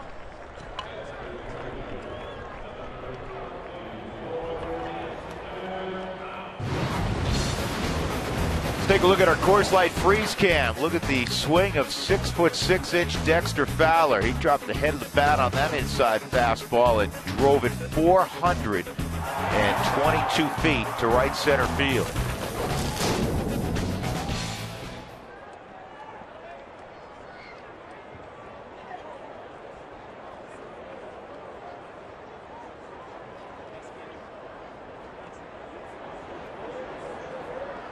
Five innings, Chastain, 13 ground ball outs. Wow. Doctor ordered that, didn't he? Could you want it any better? Creates a lot of quick innings. Garland had a slew of them yesterday.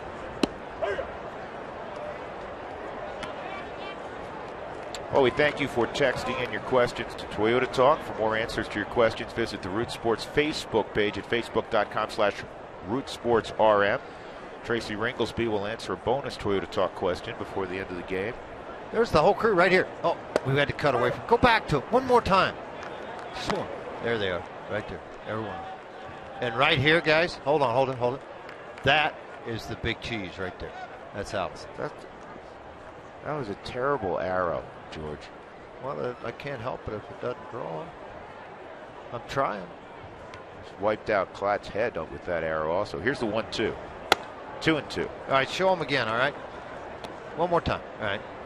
Done. The one without the X is the big cheese. How's that? Got it. Okay. That's Allison Vigil.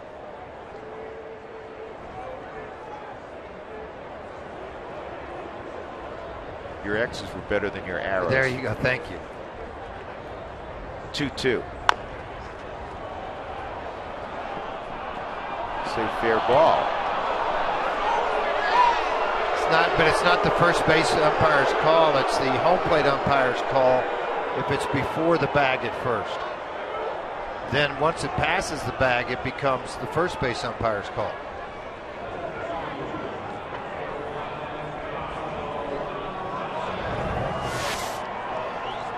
I thought it hit his foot. It sounded funny, but it was right off the end of the bat. I guess that's why. Yeah, it didn't hit his foot.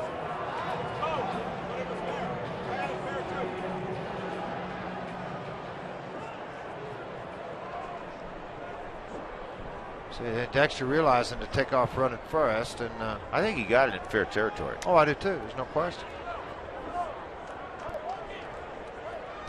2 outs, Cargo at the plate.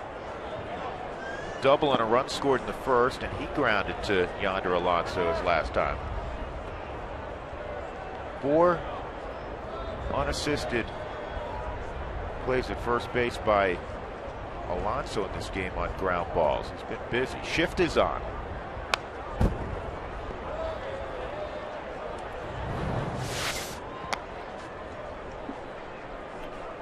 The ball's in fair territory.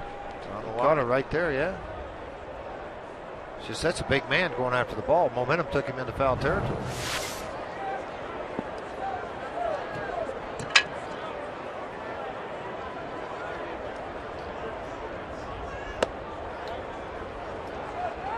Cargo 6 for 14 lifetime against Volquez.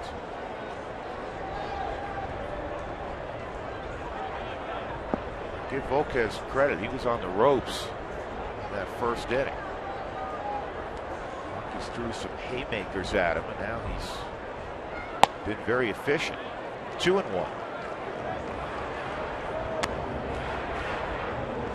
He gets ahead, he can utilize that changeup. It's one of the best changeups in baseball. Oh, and there's no question about it. It is. He doesn't throw quite as hard as he used to. He used to have a mid-90s fastball. 2-1. And Cargo with a base hit left center field. See if he can stretch this to a double. He takes a wide turn. Now he'll move up as Denorfia had trouble picking up the baseball. And Cargo with 2 outs at second base, his second hit of the ball game.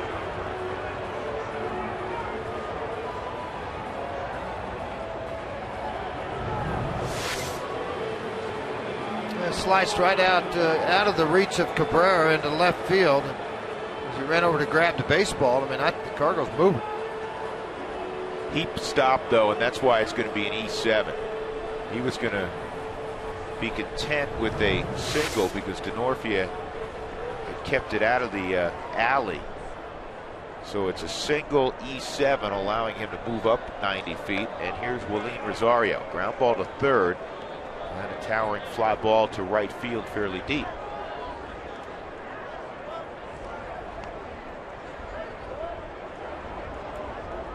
Two-out ribby here would be huge. He's now picking up the spin on the ball. That's the second time he's kind of jumped out of the way. On a breaking ball. This one not in the strike zone. His first at bat it was.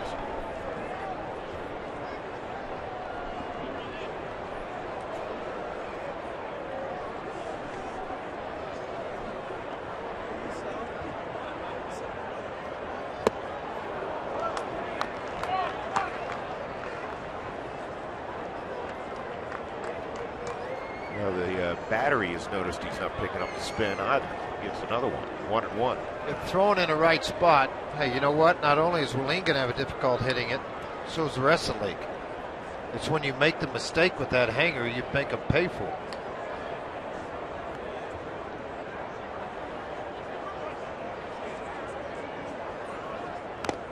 Change up. 1-2 the count on Willeen. AT&T trivia question: who holds the Rockies record for average by a rookie? Todd Helton hit .315 in '98, and then Jordan Pacheco hit .309 last year. Jordan became the first rookie to finish in the top 5 in hitting in the National League since 1974. That's how special the year was for Pacheco last year. 1-2. And this ball driven to left, but it's at Denorfia. So the Rockies lead Gonzalez at second. We'll go to the 6th inning, still 3-1.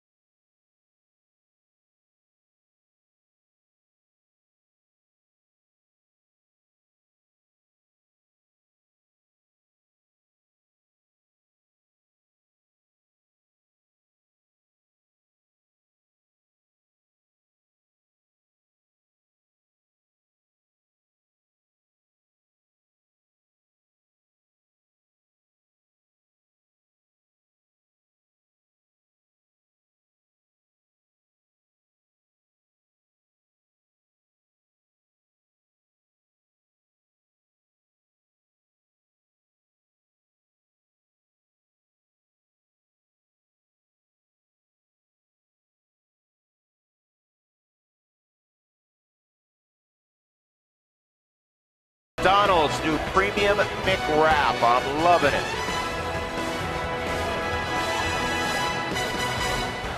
Rockies got 3 runs in the first inning, and they're making it stand up behind a very fine performance again from Jolise Chassin. She is a very interested observer. Rockies up 3-1, 6th inning. Drew Goodman, George Frazier, and Jenny Cavnar. And a comparison between Volquez and Chassin. A little under 15 pitches per inning, or excuse me, a little over 15 pitches per inning for Chassin. And he's just been able to keep it to a minimum there. Those 5 hits, all singles, or one double a minute ago. But other than that, he's been able to keep his ball and softly hit throughout the game. Part of that lineup, 3 left-handed hitters in a row. Venable, Katse, and Alonso.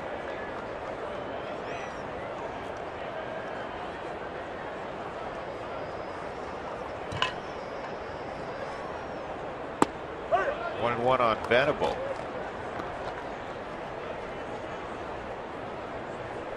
Katse, who's on deck, has a couple of singles. Jerko had a single and Denorfia a double. This ball is out of play.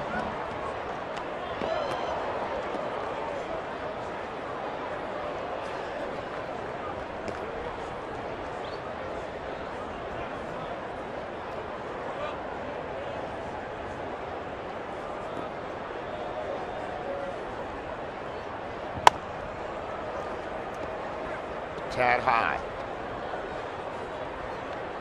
Pretty close in the forward strike zone.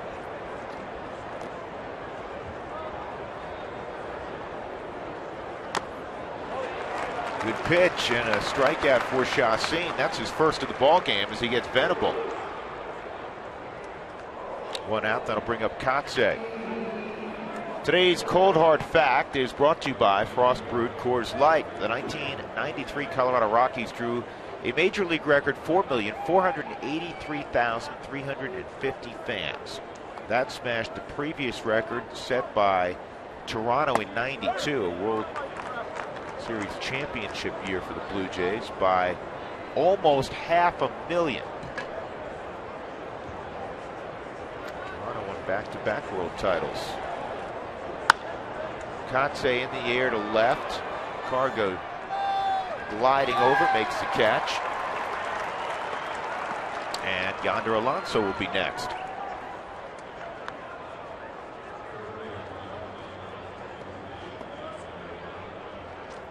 Well, tax day, what do you think? The Rockies are offering tax day relief on April 15th with tickets to go to the game for $10.40. Available only online. There's a strike. You're going home to Tulsa, Oklahoma. You want me to give you directions? You no. I'm going to busy with some family things going on. No, here's what you need to do. Get on that tractor and get some things cleaned up out at the ranch. Trust me, that will happen. Making sure. Shattered bat, roller to Brignac. What a good inning for Chassin. Heart of the order, no problem. A strikeout, a fly ball, and a broken bat ground out. Chassin terrific again in his second outing. 3-1 Rockies.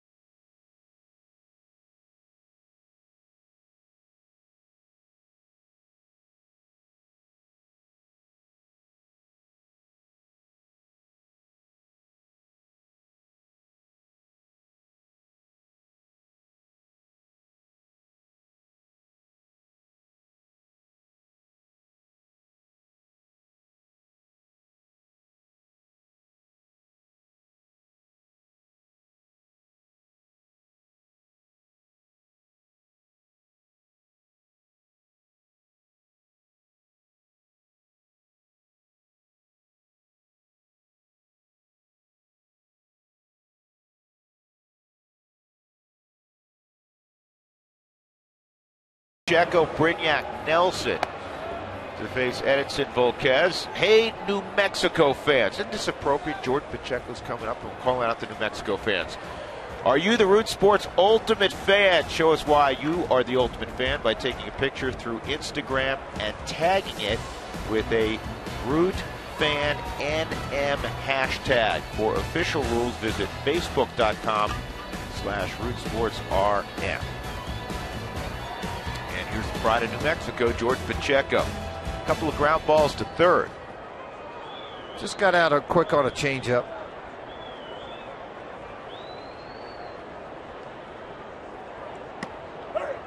Here's a breaking ball for a strike. Volquez has turned this into a pretty good start, George. He has, compared to what he did in New York, compared to the way it started in the first inning. Ball hit about every part of the ballpark in the first inning. Since then, 4 hits given up in the first inning, 3 since then. Here he is in the 6th inning in a 3-1 ball game. Let's look at the scoreboard a little bit. The Giants are playing St. Louis today. They jumped all over Matt Cain. Park, yeah. In the 4th inning, they got 9 runs off Matt Cain. Cain's out of the ball game. He got out after 4. Yeah, if you give up 9 in one frame. But he got out after 4. The bullpen hadn't done his job too well. Yeah, he got charged for all 9. Did he really? Yeah. Who came in after him? This ball's pulled, foul. Maharis, who just gave up 1 hit and got a strikeout.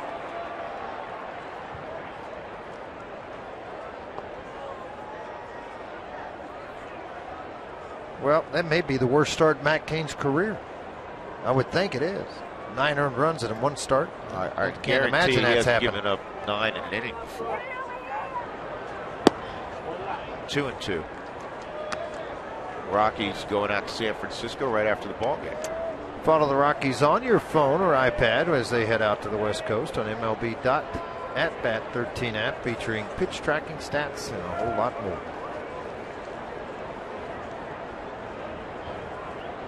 2-2. And a bullet base hit right back up the middle.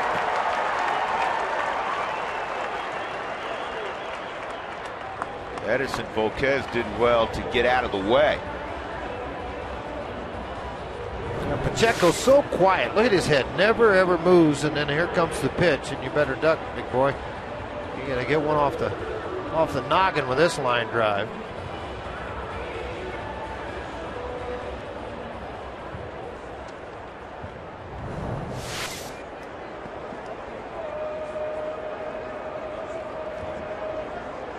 Reed Brignac. And he lays down a bunt. And it's bobbled out at first base.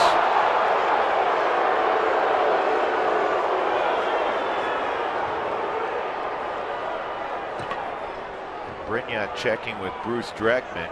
Rene Latchman's right there. He didn't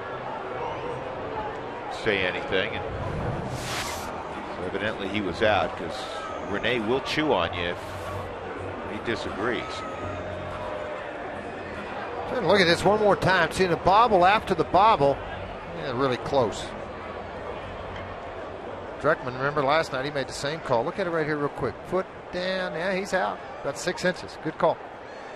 Last night on Dexter Fowler was not a good call second by Bruce. Had it all the way.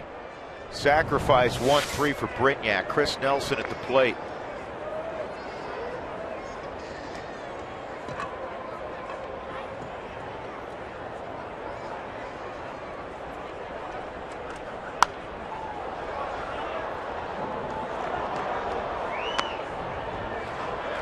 Big day for Will Middlebrooks of the Red Sox. He had 3 home runs today in Toronto. Drove in 4. Inside the division, the Diamondbacks and Brewers are in extra innings at Milwaukee, tied at 6. Aaron Hill's hit his second for the D-backs.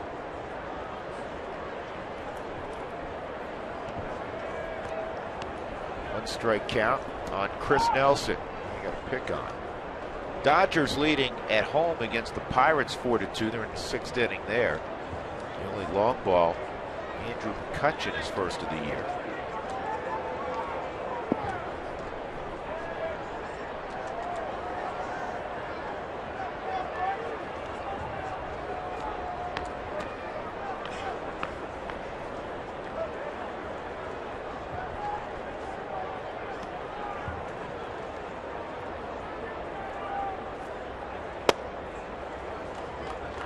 Have auto glass damage? Call Safelite Auto Glass, America's vehicle glass experts. 303-287-5000, online at safelite.com.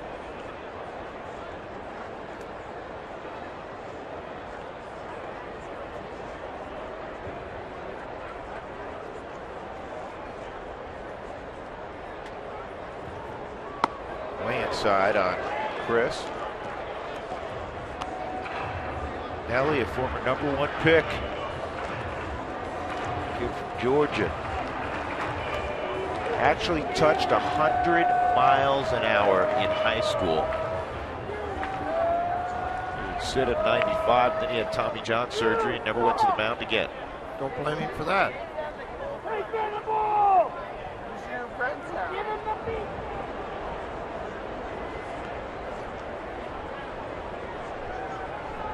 Two one.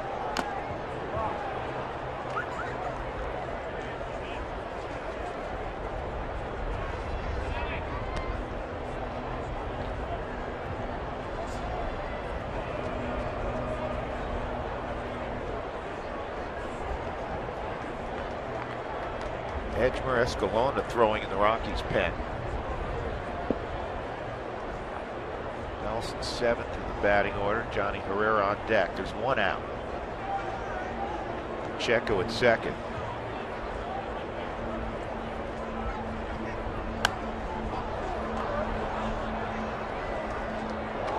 Chris got a hanger there. A little bit too inside. Volquez. 96 pitches.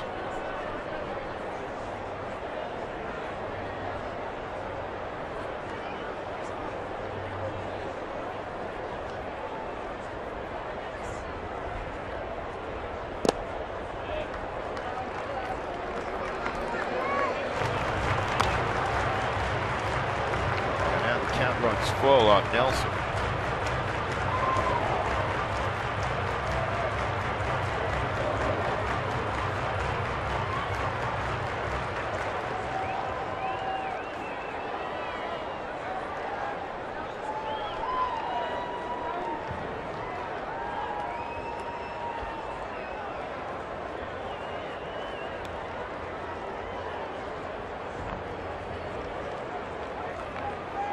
Looking at the Rockies lineup today, George, there are 7 homegrown players in the lineup. And know what that tells you? Just you know, some of these guys a little bit older. They've been around the organization a while, but they're guys that have reached the big leagues through high draft picks. Time to mature, like a Nelson, like a Fowler. Up the middle, Amarista makes the play. Pacheco to third. Probably the fun part is a lot of guys like Fowler, Young, and Nelson, all very close friends throughout the whole minor league level. The Rockies are going to walk Todd Helton out to the on-deck circle. So here's a little, this is, you know, the gamesmanship now. Walt Weiss got Bud Black over there, a veteran manager. And this is the 8-hole. Johnny Herrera up with first base unoccupied.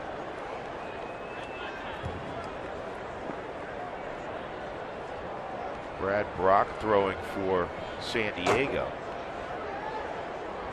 Johnny's 1 for 2. Actually robbed of a hit his first time up. Otherwise it'd be 2 for 2. They're going to pitch to him.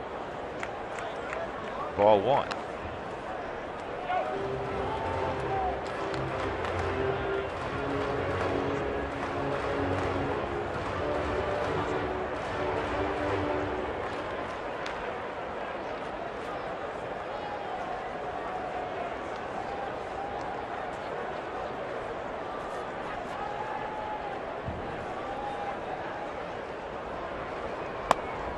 That's a strike. This is an area that Todd is going to have to adjust to, because in his career he's used to playing when he's healthy, 150 games. He's going to play by design, as you know, a lot less this year, which means he's going to have to become a threat off the bench. You say, well, guys, he's always a threat. This ball is flared to short left field. It's going to drop. And Johnny Herrera drives in the 4th run. Hit him with the 8.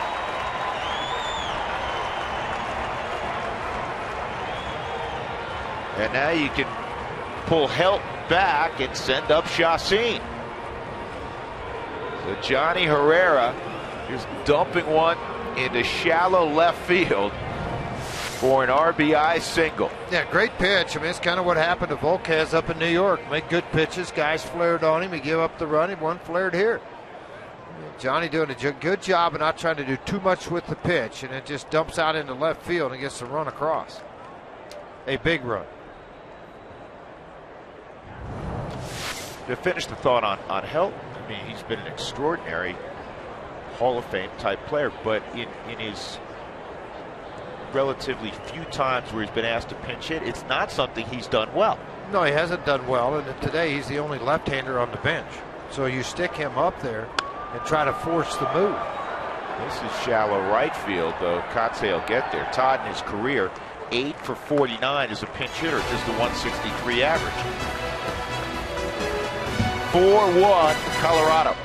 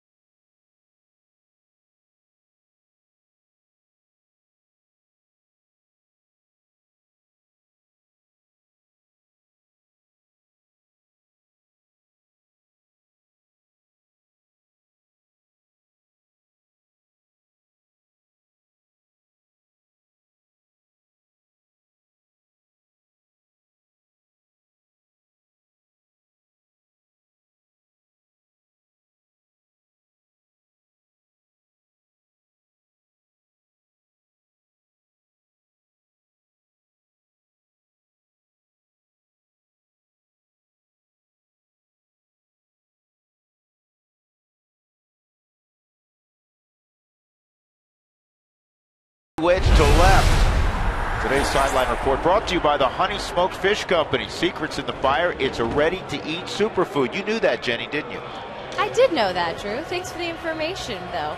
Hey, we will head off on a road trip after this game here, what hopes to be a sweep against the Padres at home. We'll see San Diego again next weekend in San Diego, but first, it's off to San Francisco. Let's check around the rest of the West and see what the pitching matchups entail for the Giants. De La Rosa will go against Madison Bumgarner. Then we'll see Tim Lincecum on Tuesday, and on Wednesday it'll be Barry Zito. All three of those pitchers are off to a 1-0 start. Lincecum, after he struggled last year, he just went 5 innings in his first outing. Didn't give up any runs, but he walked 7 guys. So we'll see how he fares on Tuesday. And Barry Zito, again, continuing off the year he had so far. Right now, the Giants are playing St. Louis, and they're up 2-0 in the 5th. Guys? All right, Jenny, thank you. Hey, you look at the 3 guys that the Giants are throwing out there. Nobody's given up a run yet. Not a run. You're right. Jerko swings and misses on the slider, and it's 1-2. Jed is 1 for 2. Singled, scored on the Denorfia double back in the 4th inning. Strike 3, inside corner. See you later. Chacin's second punch out of the ball game.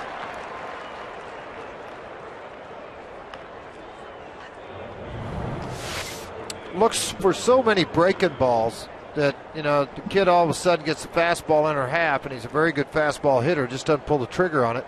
Watch Wallin receive that baseball. See how far extended the arm is to keep it inside the strike zone.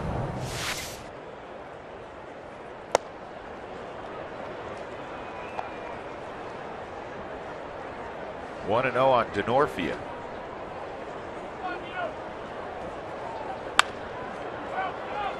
Diving stop, Brignac, throw to first, got it! Nice play, Reed Brignac.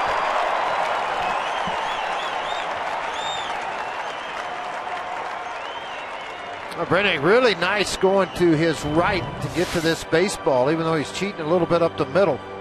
Still to go after this ball, knock it down, and then from the knees make a very strong, accurate throw over to Pacheco.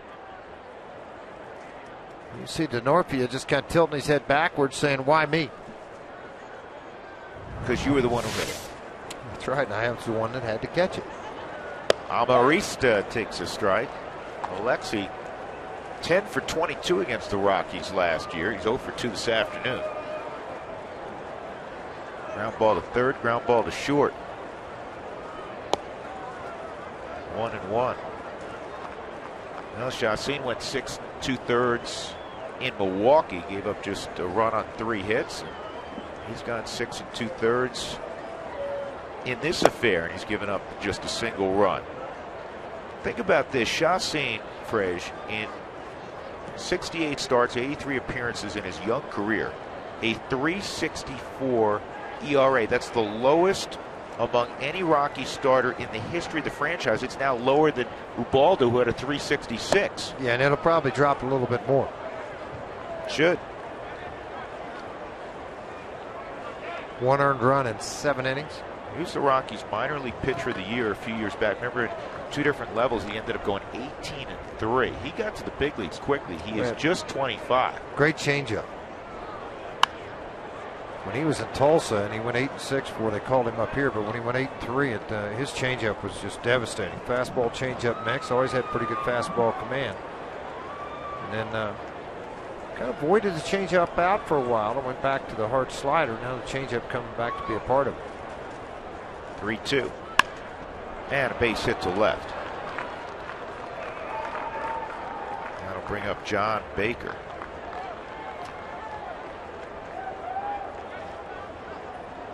Who Wants Tacos fans, if you'd like to receive text message alerts when the Rockies score 7 or more in a ball game for the Rockies Taco Special, text the keyword taco to 720-720.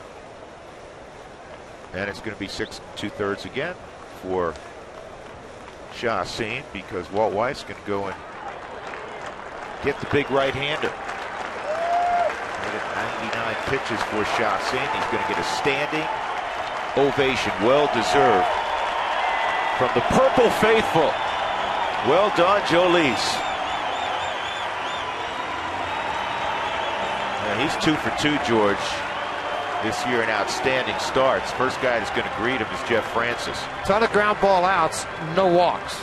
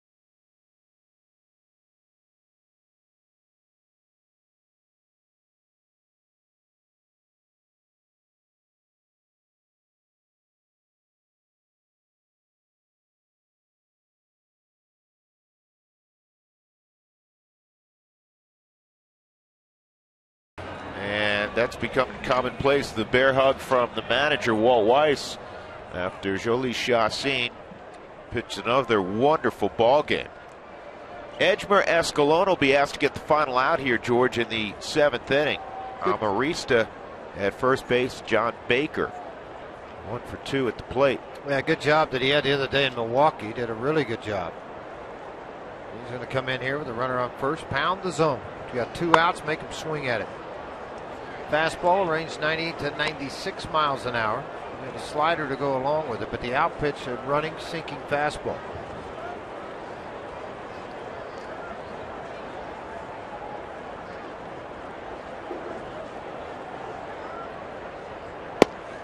Way inside, 2-0. For the first time in a while, the Rockies don't have 2 left-handers in the bullpen, and the one left-hander they have is a true setup guy. He's a 7th, 8th inning guy. It's going to face, hopefully 3 hitters, full inning, and hand the baseball off to Rafael Betancourt on most nights. Well, one of the guys they were counting on, Josh Altman's off to a pretty good start in AAA today. 2 innings, 4 strikeouts down there. Good to hear. They were losing in the ball game. Nick Schmidt started. He got roughed up a little bit, and then Josh Sullivan and Cody Woods got roughed up, so it's 10-0. Tyler Skaggs, the left-hander for the Arizona Diamondbacks, pitched. Arenado had the day off today. He's off to a fabulous start. 3-0. That's in there, 3-1.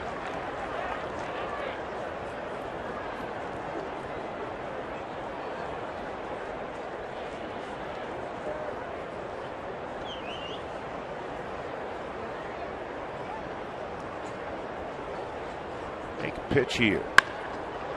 That's rifled to right. Amarista will go first to third. EY sends it back in, and now we'll have a pinch hitter for Volquez. And it'll be Quentin. So, not surprisingly, Bud Black's going to play his big card here. He's got the tying run at the plate. And his best power threat, his everyday left fielder, will pinch hit.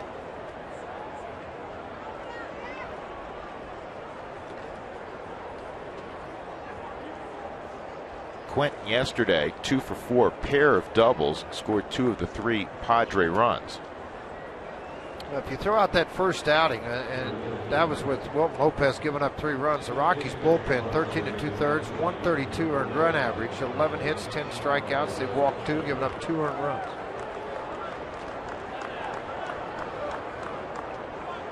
Quentin's 3 for 7 in the series. All 3 hits are doubles.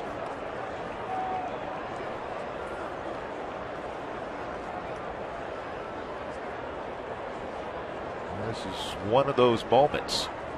And he goes off speed and gets a slider over. 0-1.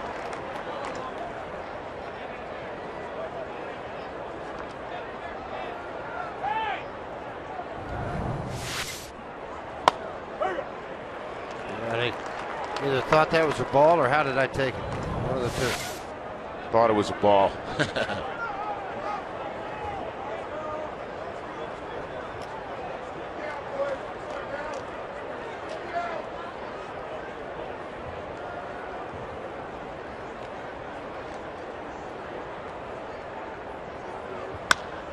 To third. Nelson goes the short way, and he gets it there in time. Good play, Chris Nelson. He gets the force on John Baker, and Escalona gets the dangerous Carlos Quentin. 4-1 Colorado. Stretch time.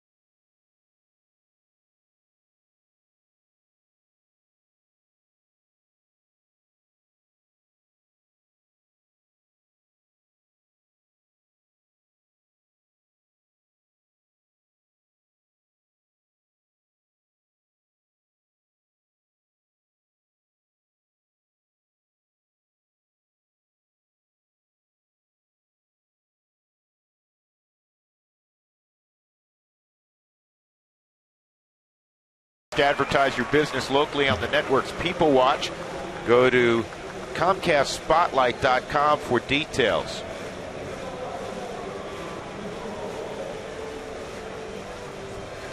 Rockies up 4-1.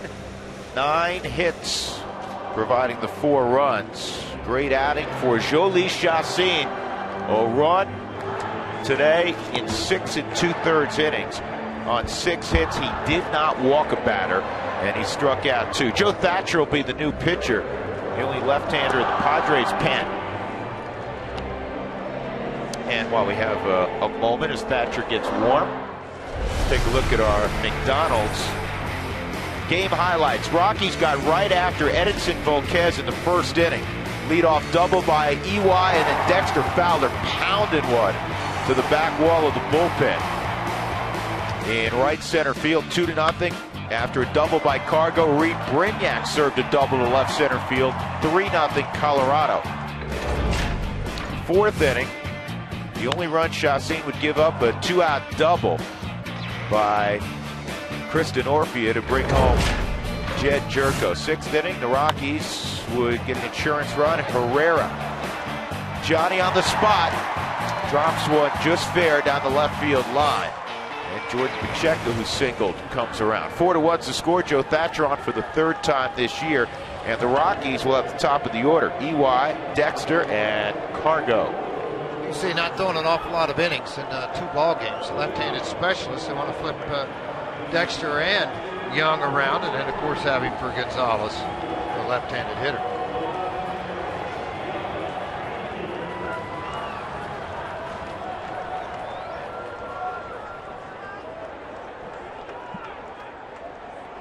The double, a line out, and a ground ball to first for Junior. 1 for 3.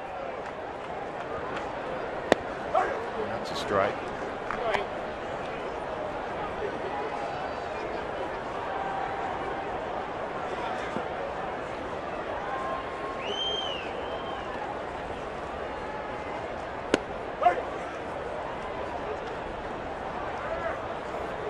Two strikes to count.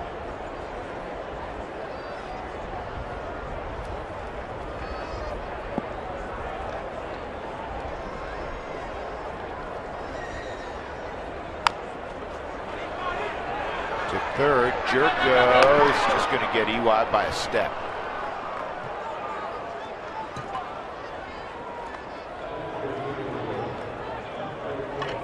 Wilt Lopez getting loose for the Rockies.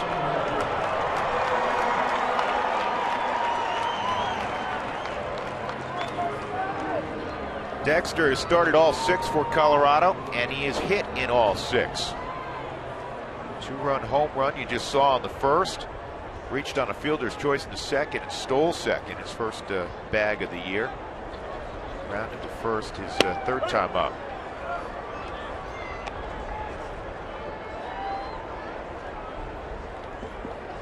Boy, what a performance as you see Lopez.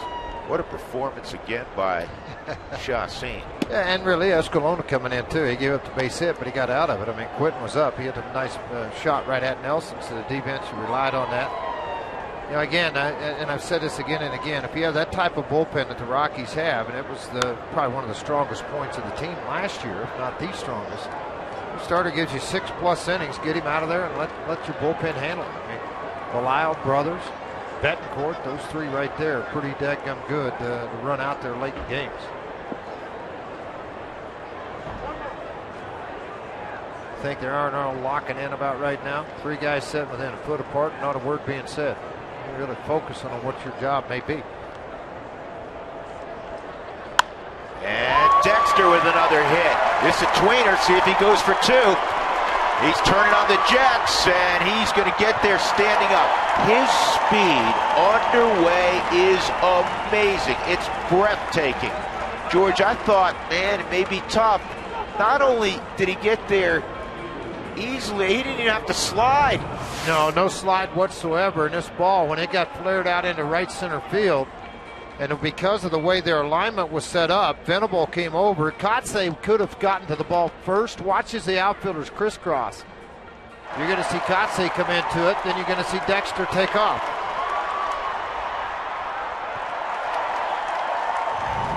Remember last year we slowed it down? I was kidding. I said it's like 4 strides between bases. We slowed it down, and I mean, at 6'6", Cargo swings and foul tip. 0-1. At 6'6", George, I mean, it's not many strides between 90 feet. No, it's not. I mean, when he really starts to let it get out there and get in the right spot to go. I mean, Dexter off to a tremendous start.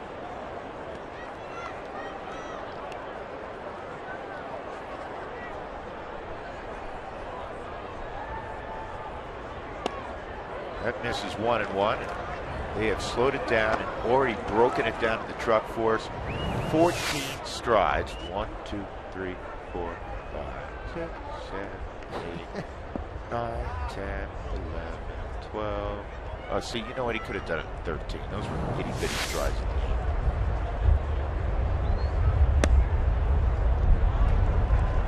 That's one of the tougher guys left on left.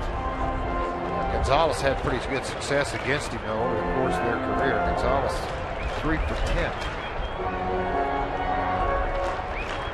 Rippy out there for Cargo, who had 85 last year, which led the Rockies.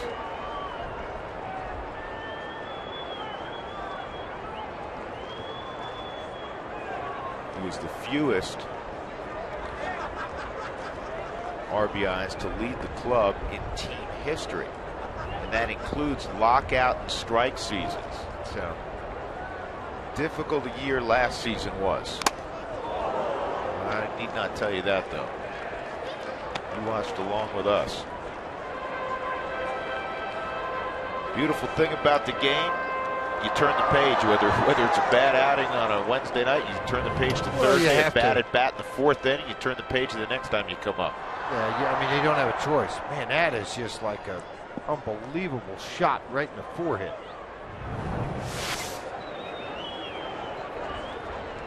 One out, Dex at second, 2-2. 3-2. Willie Rosario's on deck.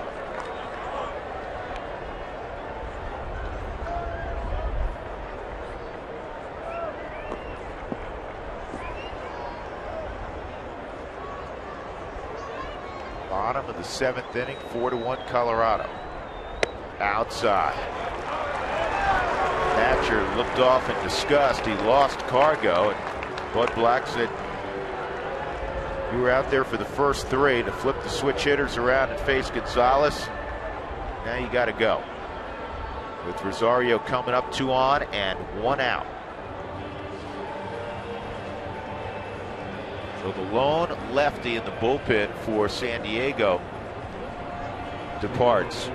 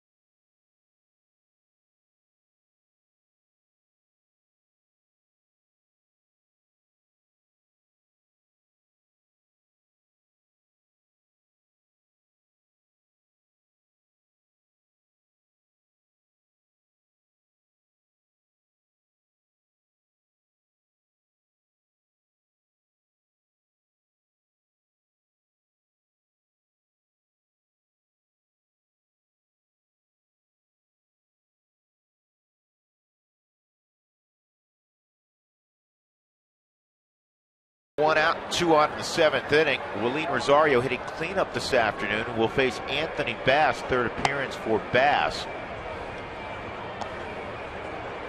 One of the very good arms that the San Diego bullpen possesses. He made his major league debut here a couple of years ago. He threw a shutout, did very well against the Rockies as a starting pitcher. He's made a few starts at the big league level. They felt best suited for him to go to the bullpen.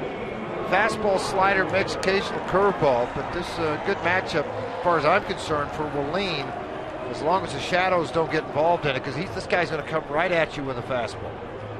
10 games, 155 earned run average, 2-2, 500 record against the Rockies for Mr. Bass.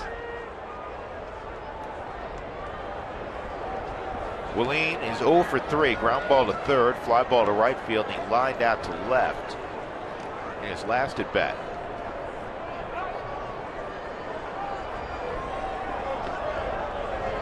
When you came in with traffic, George, did you run that inside move? No. No, I'm concerned about a hitter. I want to get the hitter out. You know what? If I do make the pitch and I get the hitter out, I don't have to worry about him at second. I think when you start trying to do trick plays, you pull away from your concentration of what you're trying to accomplish, get ahead of guys. Boy, I tell you what, Baker, he is getting beat up back there. One off the forehead, off the knee. John, there's a day off tomorrow, buddy. Might have a couple coming. And Padres, this is John's backup catcher. Padres. That's right on top of that shin guard. And it right, still hurts. Right, oh, it kills you. I mean, it really hurts. Baker is the backup. The Padres have tomorrow off. Tuesday's their home opener. They'll take on the Dodgers. And then the Rockies come to town on Friday.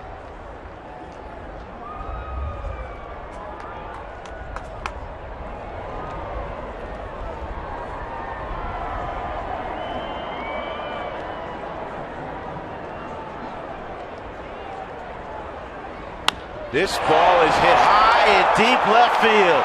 Way back and gone. 3-run Jack Willeen Rosario. And the Rockies have broken it wide open. 7-1 Colorado.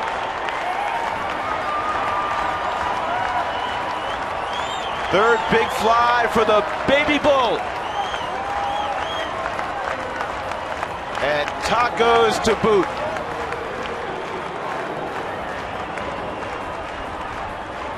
Like the matchup, fastball pitcher on the mound and a very good fastball hitter. Oh, you can see Bass just squat to the knees. He knew it when it left his hands. This ball was gone.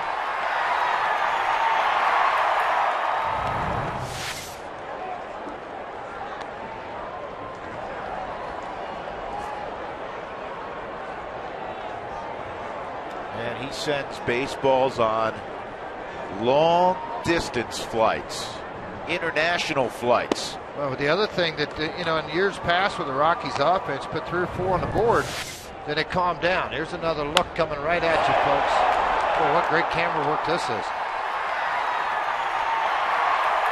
You know, George is a good point. So far, the Rockies in this young season have been able to score early, and they've added on late. Think of the Kadire home run late. Sure. Milwaukee that made the lead much more comfortable yesterday.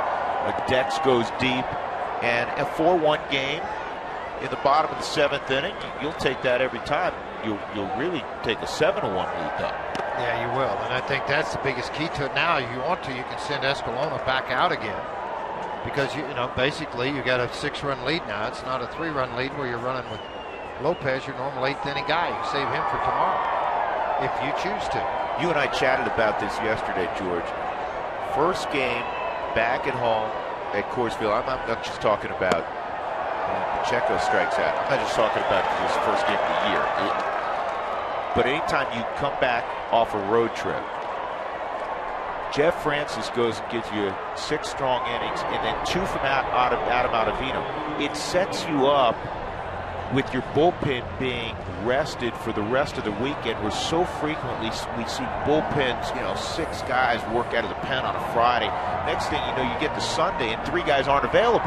Well, and not only that, Drew, they're not available Monday either. You go on a road trip to Frisco and you're kind of like, hope you go 9. And it's a lingering effect. Absolutely it is. Carry over to it. The days of 60 appearances and 110 innings out of the bullpen, they're long gone. That doesn't happen anymore. You know, Matt Belisle last couple of years, 80 appearances, but less than 100 innings. Reed Brignac takes low, 1-1. Here's the Mike Shaw Subaru Supermo on this swing.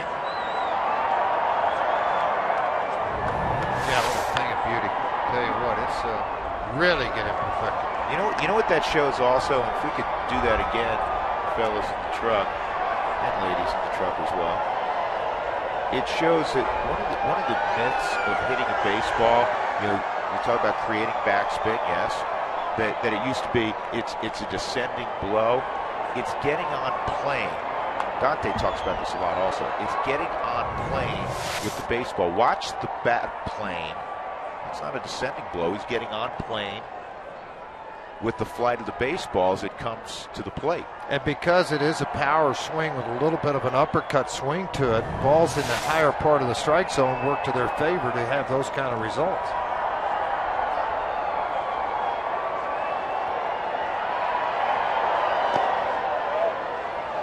Ooh, I don't agree with that, but Reed Brignac's gone.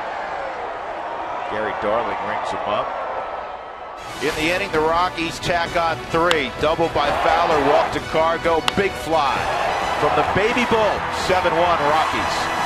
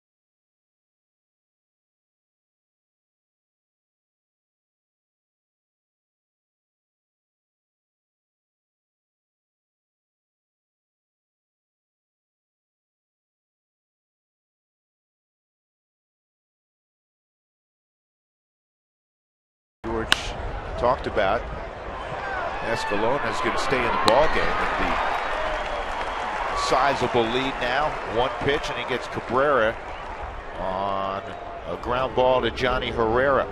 Want the latest updates from Root Sports? Text alerts to 720-720 and receive text message updates all year long. Will Venable will step in, 0 for 3, top of the order. Combined 0 for 7.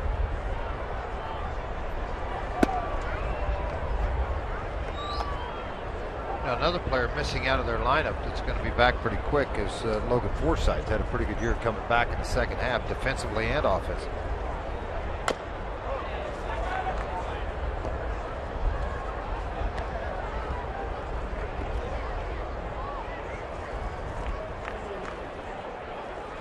Things turned kind of ugly down in the spring, so now it's 14-0.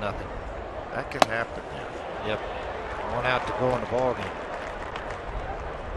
Tyler Colvin 1 for 4. Ben Paulson 2 for 4. Charlie Blackman 1 for 4. McBride 1 for 3. Starter was Nick Schmidt. 3 1/3, 8 and 4 for Schmitty. Altman 2 1/3 shutout innings. Josh Sullivan a third of an inning, 5 runs. Cody Woods inning and 2/3, 2 runs. And Manship came back after throwing the other day in that long extended game, 15 innings. 1 inning, 2 hits, 3 runs, none of them earned.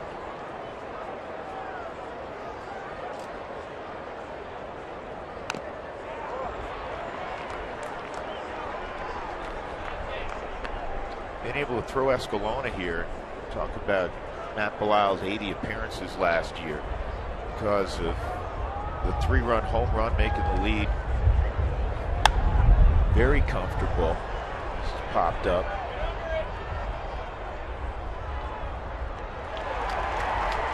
That's an appearance for a Belisle or a Lopez at the end of the year instead of it being 75. You know, that's if you do this consistently, now they're in their upper 60s, low 70s, as opposed to hovering around 80 where Matty's been.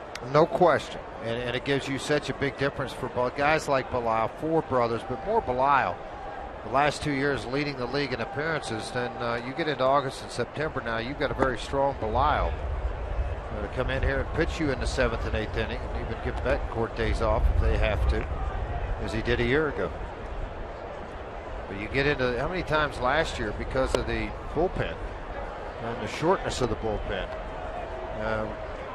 You know, that we saw Belisle come into games you'd never seen him in before, down 8-1, down 8-2, but they needed somebody to eat up some innings, and they pulled his name out of the hat.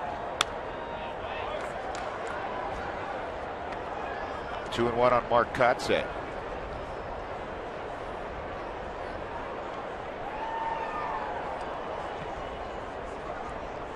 Another ace got chewed up, spit out today. David Price gave up 8 runs for Tampa.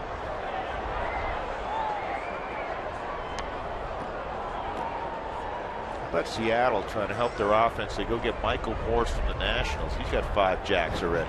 Yeah, that happened quick, did it?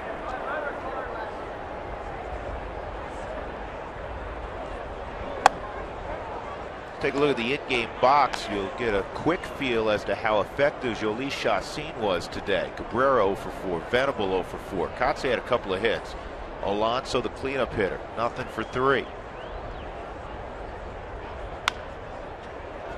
And that'll go foul.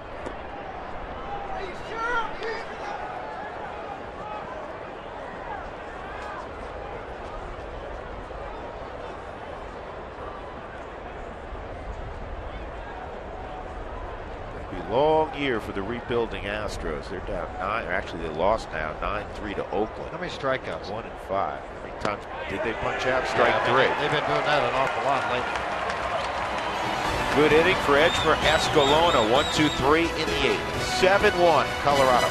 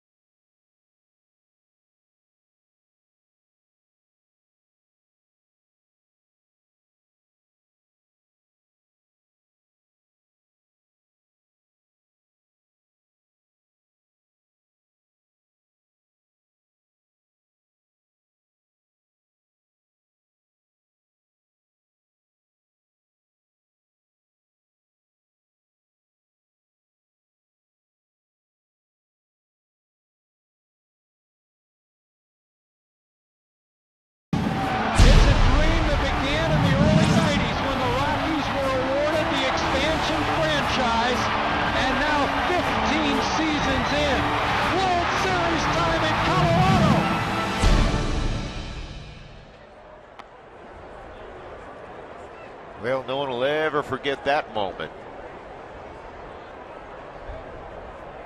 2007, winners of 21 out of 22. Anthony Bass throws a fastball by Chris Nelson here in the bottom of the 8th inning. 1-1, 1-1 count. Chris is 0 for 2 and a walk. Rockies ahead 7-1. 3 in the first. Got a run in the 6th inning on a Johnny Herrera bloop single, and then 3 last inning on the 3-run home run by Rosario. Check the swing. It was outside. 2-1. And again, the Rockies with a multi-home run game. There's a base hit for Nelly.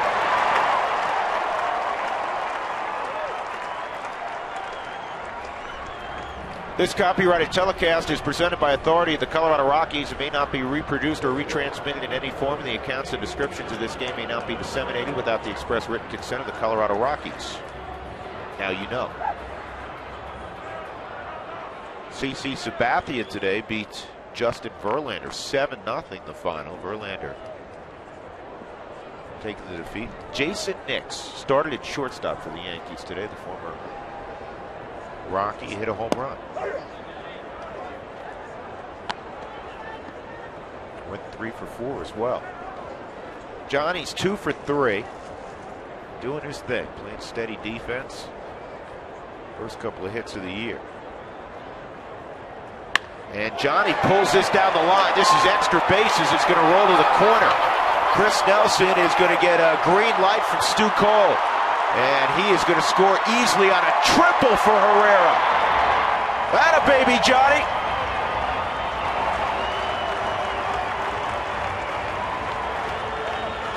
First start, couple of RBIs for Johnny Herrera. Torrealba is going to be coming to the plate to pinch hit for Escalona. Fastball up, just got after it. I mean, you're never going to throw the ball by him. He's almost anticipated the ball coming to the end and a half, similar to the ball he hit earlier. Anytime you get a ball into the corner or down into some of these deeper gaps, it's just between you and the baseball, and it's off to the races. Go, Johnny, go. The only out he made, George, it took a sensational play by Chris Denorfia in the first inning, a sliding catch. Otherwise, Johnny would be staring at a 4 for 4 day. So again, the backups have stepped up. Reed Brignac and RBI double in the first inning. 3 hits and a couple ribbies for Herrera. Eric Young threw out a double and scored in the first. Yorvik Torrealba, the pinch hitter. Chance to add on here too, because you got a runner at third, nobody out. Torrealba up. This is a shrewd move by Walt Weiss. It's big lead, 8-1. And of all the guys you could pick, you have 5 different guys you can go to off the bench. Pick the guy who you know is going to catch tomorrow. Give him an at-bat in preparation for 3 or 4 tomorrow. Yeah, a lot of managers will do that. A lot of times they'll throw a guy out there that they know is going to get in the ball game tomorrow. And he hasn't caught since De La Rosa threw over in Milwaukee. And he's going to throw out a base hit and get his first RBI of the year. Yorvik Torrealba. He's used to knocking in runs late ball games for the Rockies. 9-1 Colorado.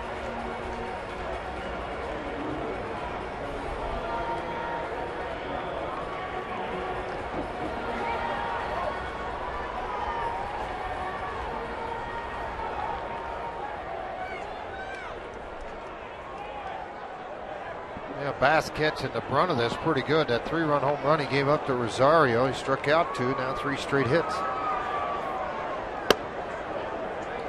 Thatcher, by the way, ends up working a third of an inning, gets tagged for a couple of runs. Give up a hit and a walk.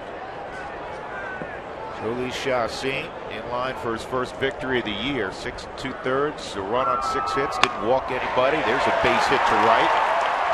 Also a couple of punch outs for Chassin. Second hit for EY.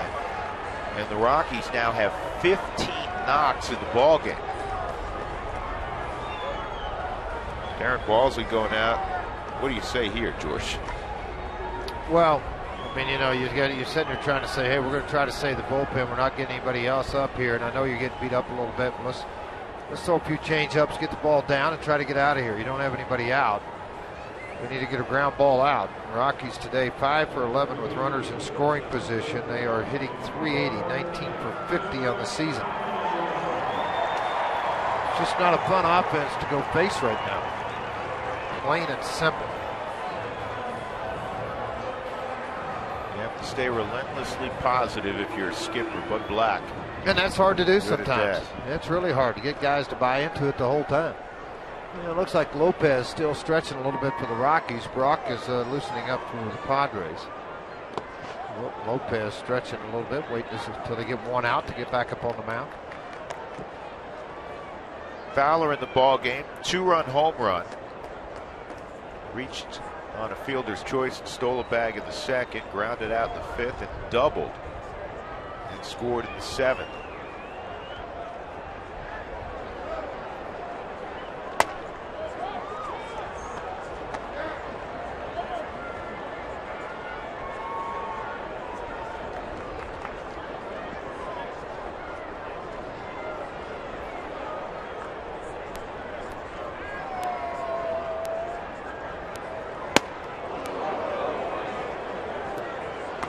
That was a lift and separate hack. Getting games like that is fun. Everybody's getting base hits, scoring a lot of runs. Last thing you need to do is get hurt, though. You know, just play your game the way you like to. But I tell you, you know, we talked about this, Drew. When you have their offense to hurt, there's a lot of their big guns out of it. Talking about Headley, you know, that's out of the situation. Even Forsythe, this heavy. The regular that's not in their lineup. You've got to take advantage of that when you can. And you've got to go after the Padres and try to sweep 3 games from them. And right now, the Rockies on track to do that.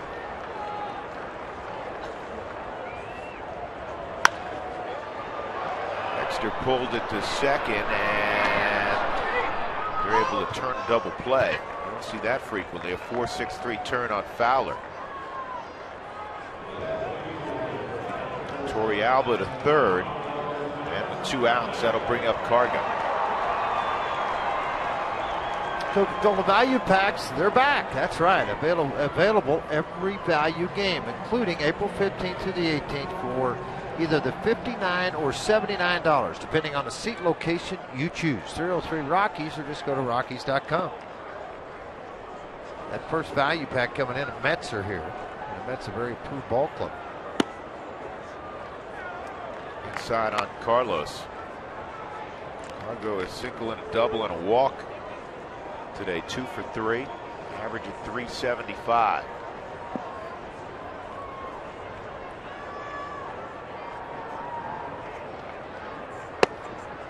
Nope, 2-0. 2 out runners in scoring position. In 2011, Cargo hit a ridiculous 468. Which led all of baseball. Last year, he had 302, and that's a good number.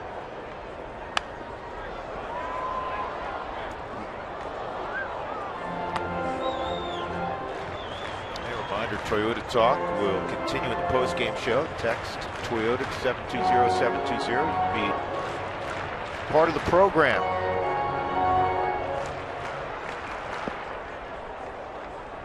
Joel Klatt, Jeff Houston standing by. The Cowboy. Cowboy here today? This ball's ripped foul. Absolutely. Hey, real quick, I forgot all about this. Oh, I'm going to get in trouble. A good friend of mine, Marley, turned 6 today. I know we don't do a lot of birthdays, but this was a real close friend of mine. Just want to say happy birthday. Who's this behind you? Speaking of Cowboys.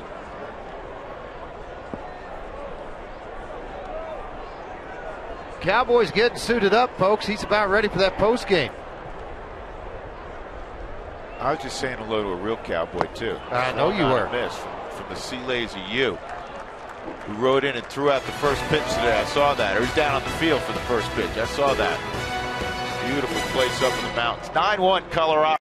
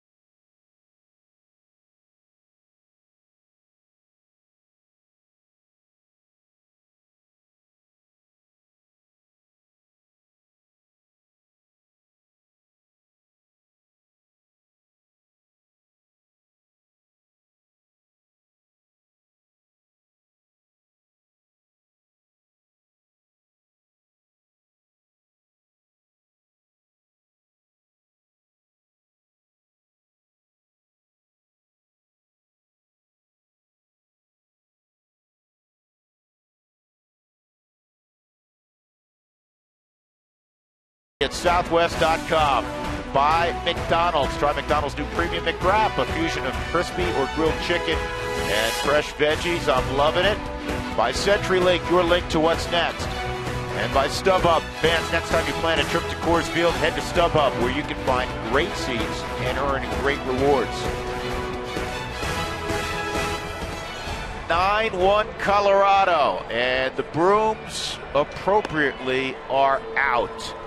Joel Klatt, this is going to be a fun one to describe in the postgame show. Yes, it will. You're exactly right. We got a lot to talk about. We're going to start with Jhoulys Chacin because he's hitting the ground running this season. First 2 starts, very quality starts, and all the ground ball outs today in today's ball game. That was obviously good to see. Plus, Drew, in the last couple of years, the Rockies have had their struggles on Sundays. In fact, only 11 wins in the last 2 years. So getting a win right off the bat in this year's Sunday debut, I'm just going to give you a little hallelujah. What do you think about that? I didn't know you could hit that note. Yeah. That's pretty good. Just on Sundays, though, and only for Sunday wins, though. That's it. And listen, they've been few and far between. We know that. That's last couple of years. That's right. In fact, they had a stretch they lost 17 in a row. So to get one right off the bat this year, I'll do it again. Hallelujah. Yeah, that is apropos. All right, we'll check with you in a few minutes, Joel. Wilton Lopez is on to throw the 9th inning. And Yonder Alonso is his first subject. Alonso's 0 for 3 in the ball game. And he needs to come in here and pitch a little bit at Coors Field, try to have a little confidence boost, a little get used to the ballpark type thing for Lopez. He got roughed up that first night. 3 runs given up in the 8th inning, but this guy, very good relief pitcher for the Houston Astros a year ago. Just pounds the strike zone. Typically it's a hard sinker, a lot of ground ball outs. 1-2. Escalona, nice job. Yeah, inning in the 3rd. Nice that he was able to go back out for the 2nd inning. They had everything set up for Lopez to come on and pitch the 8th. Now here pitching the 9th.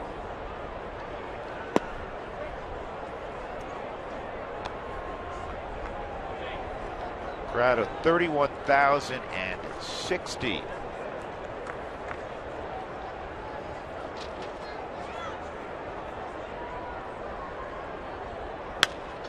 Here's your ground ball. Jordan Pacheco has it, 1 out. Another way you know that the Rockies, George, are pitching well. They're getting on the rubber, throwing strikes, getting early outs and counts. Typically at Coors Field, what do you see? 3 hour, 20 minute, 3 hour, 30 minute. Absolutely. Even longer. All these games this weekend are going to be under 3 hours. And that is a nice thing about it because you're making plays behind your pitchers who are putting the balls in play. And you're not walking people, so you're working ahead in counts. It's everything that the Rockies have tried to preach all spring long. Let's just hope it continues. Jed Jerko, a single back in the 4th inning. He's 1 for 3.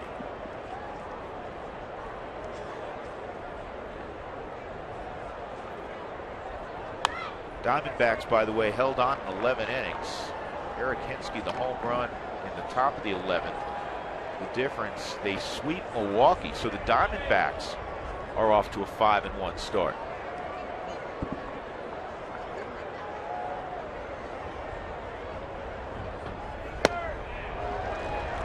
Good change up there.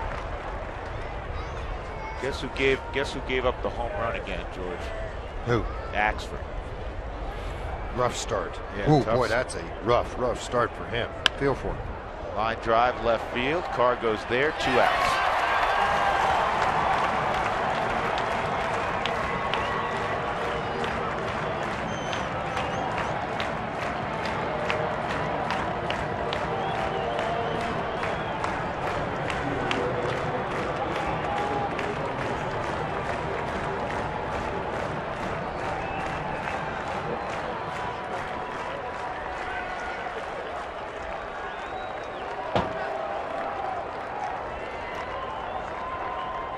Denorfia 1 for 3. Outside, ball 1.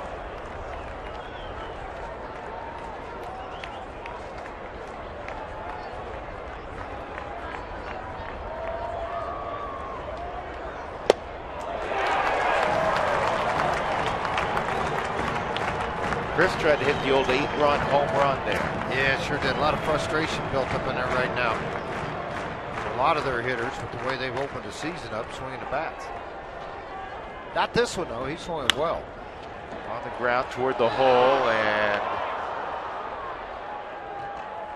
that's going to be a base hit.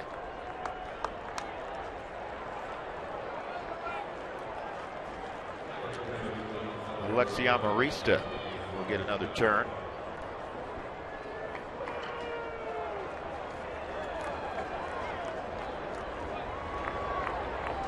Royals over the Phillies today, 9-8. Shields beat Hamels in that game.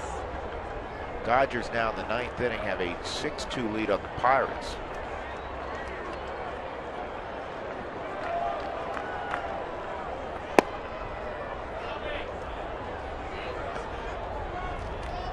Cardinals in the 8th now leading the Giants at AT&T 11-2. Reds off to a good start. They've had 2 tough series. They took 2 of 3 from the Angels, took 2 of 3 from the Nationals. This is fair down the right field line. And Denorfio will get a stop sign. It's going to be a double for Amarista. That'll bring up John Baker.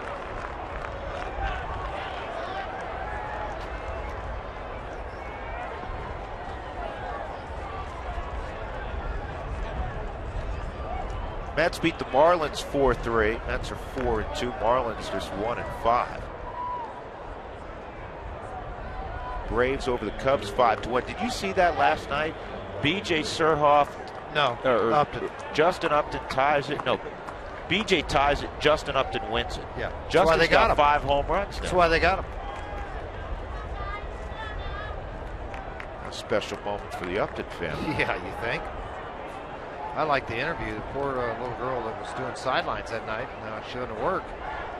She got a Gatorade shower. Their teammates got them both. 2 different jugs of Gatorade. One on BJ, one on Justin. Had a fun time. Atlanta off to a great start.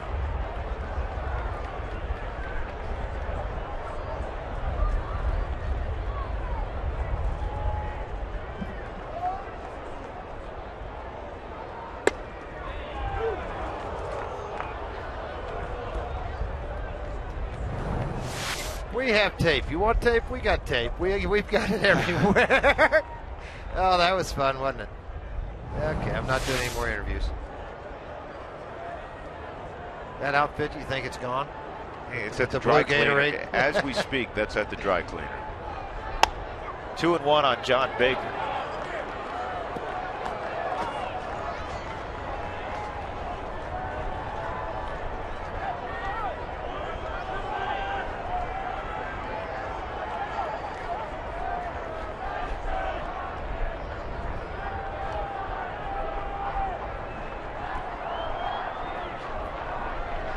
Two outs in the 9th, 9-1 Colorado.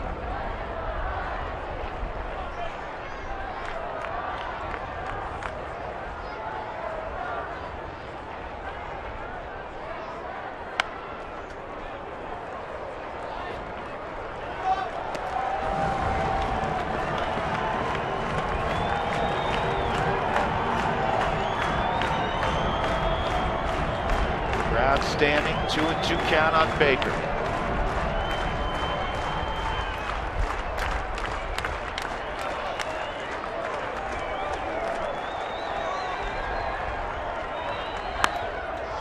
In the air, center field. Dexter waiting. He's got it. The Rockies have swept the Padres, and they've won 5 consecutive ball games, off to a 5-1 start in 2013. In fact, it's only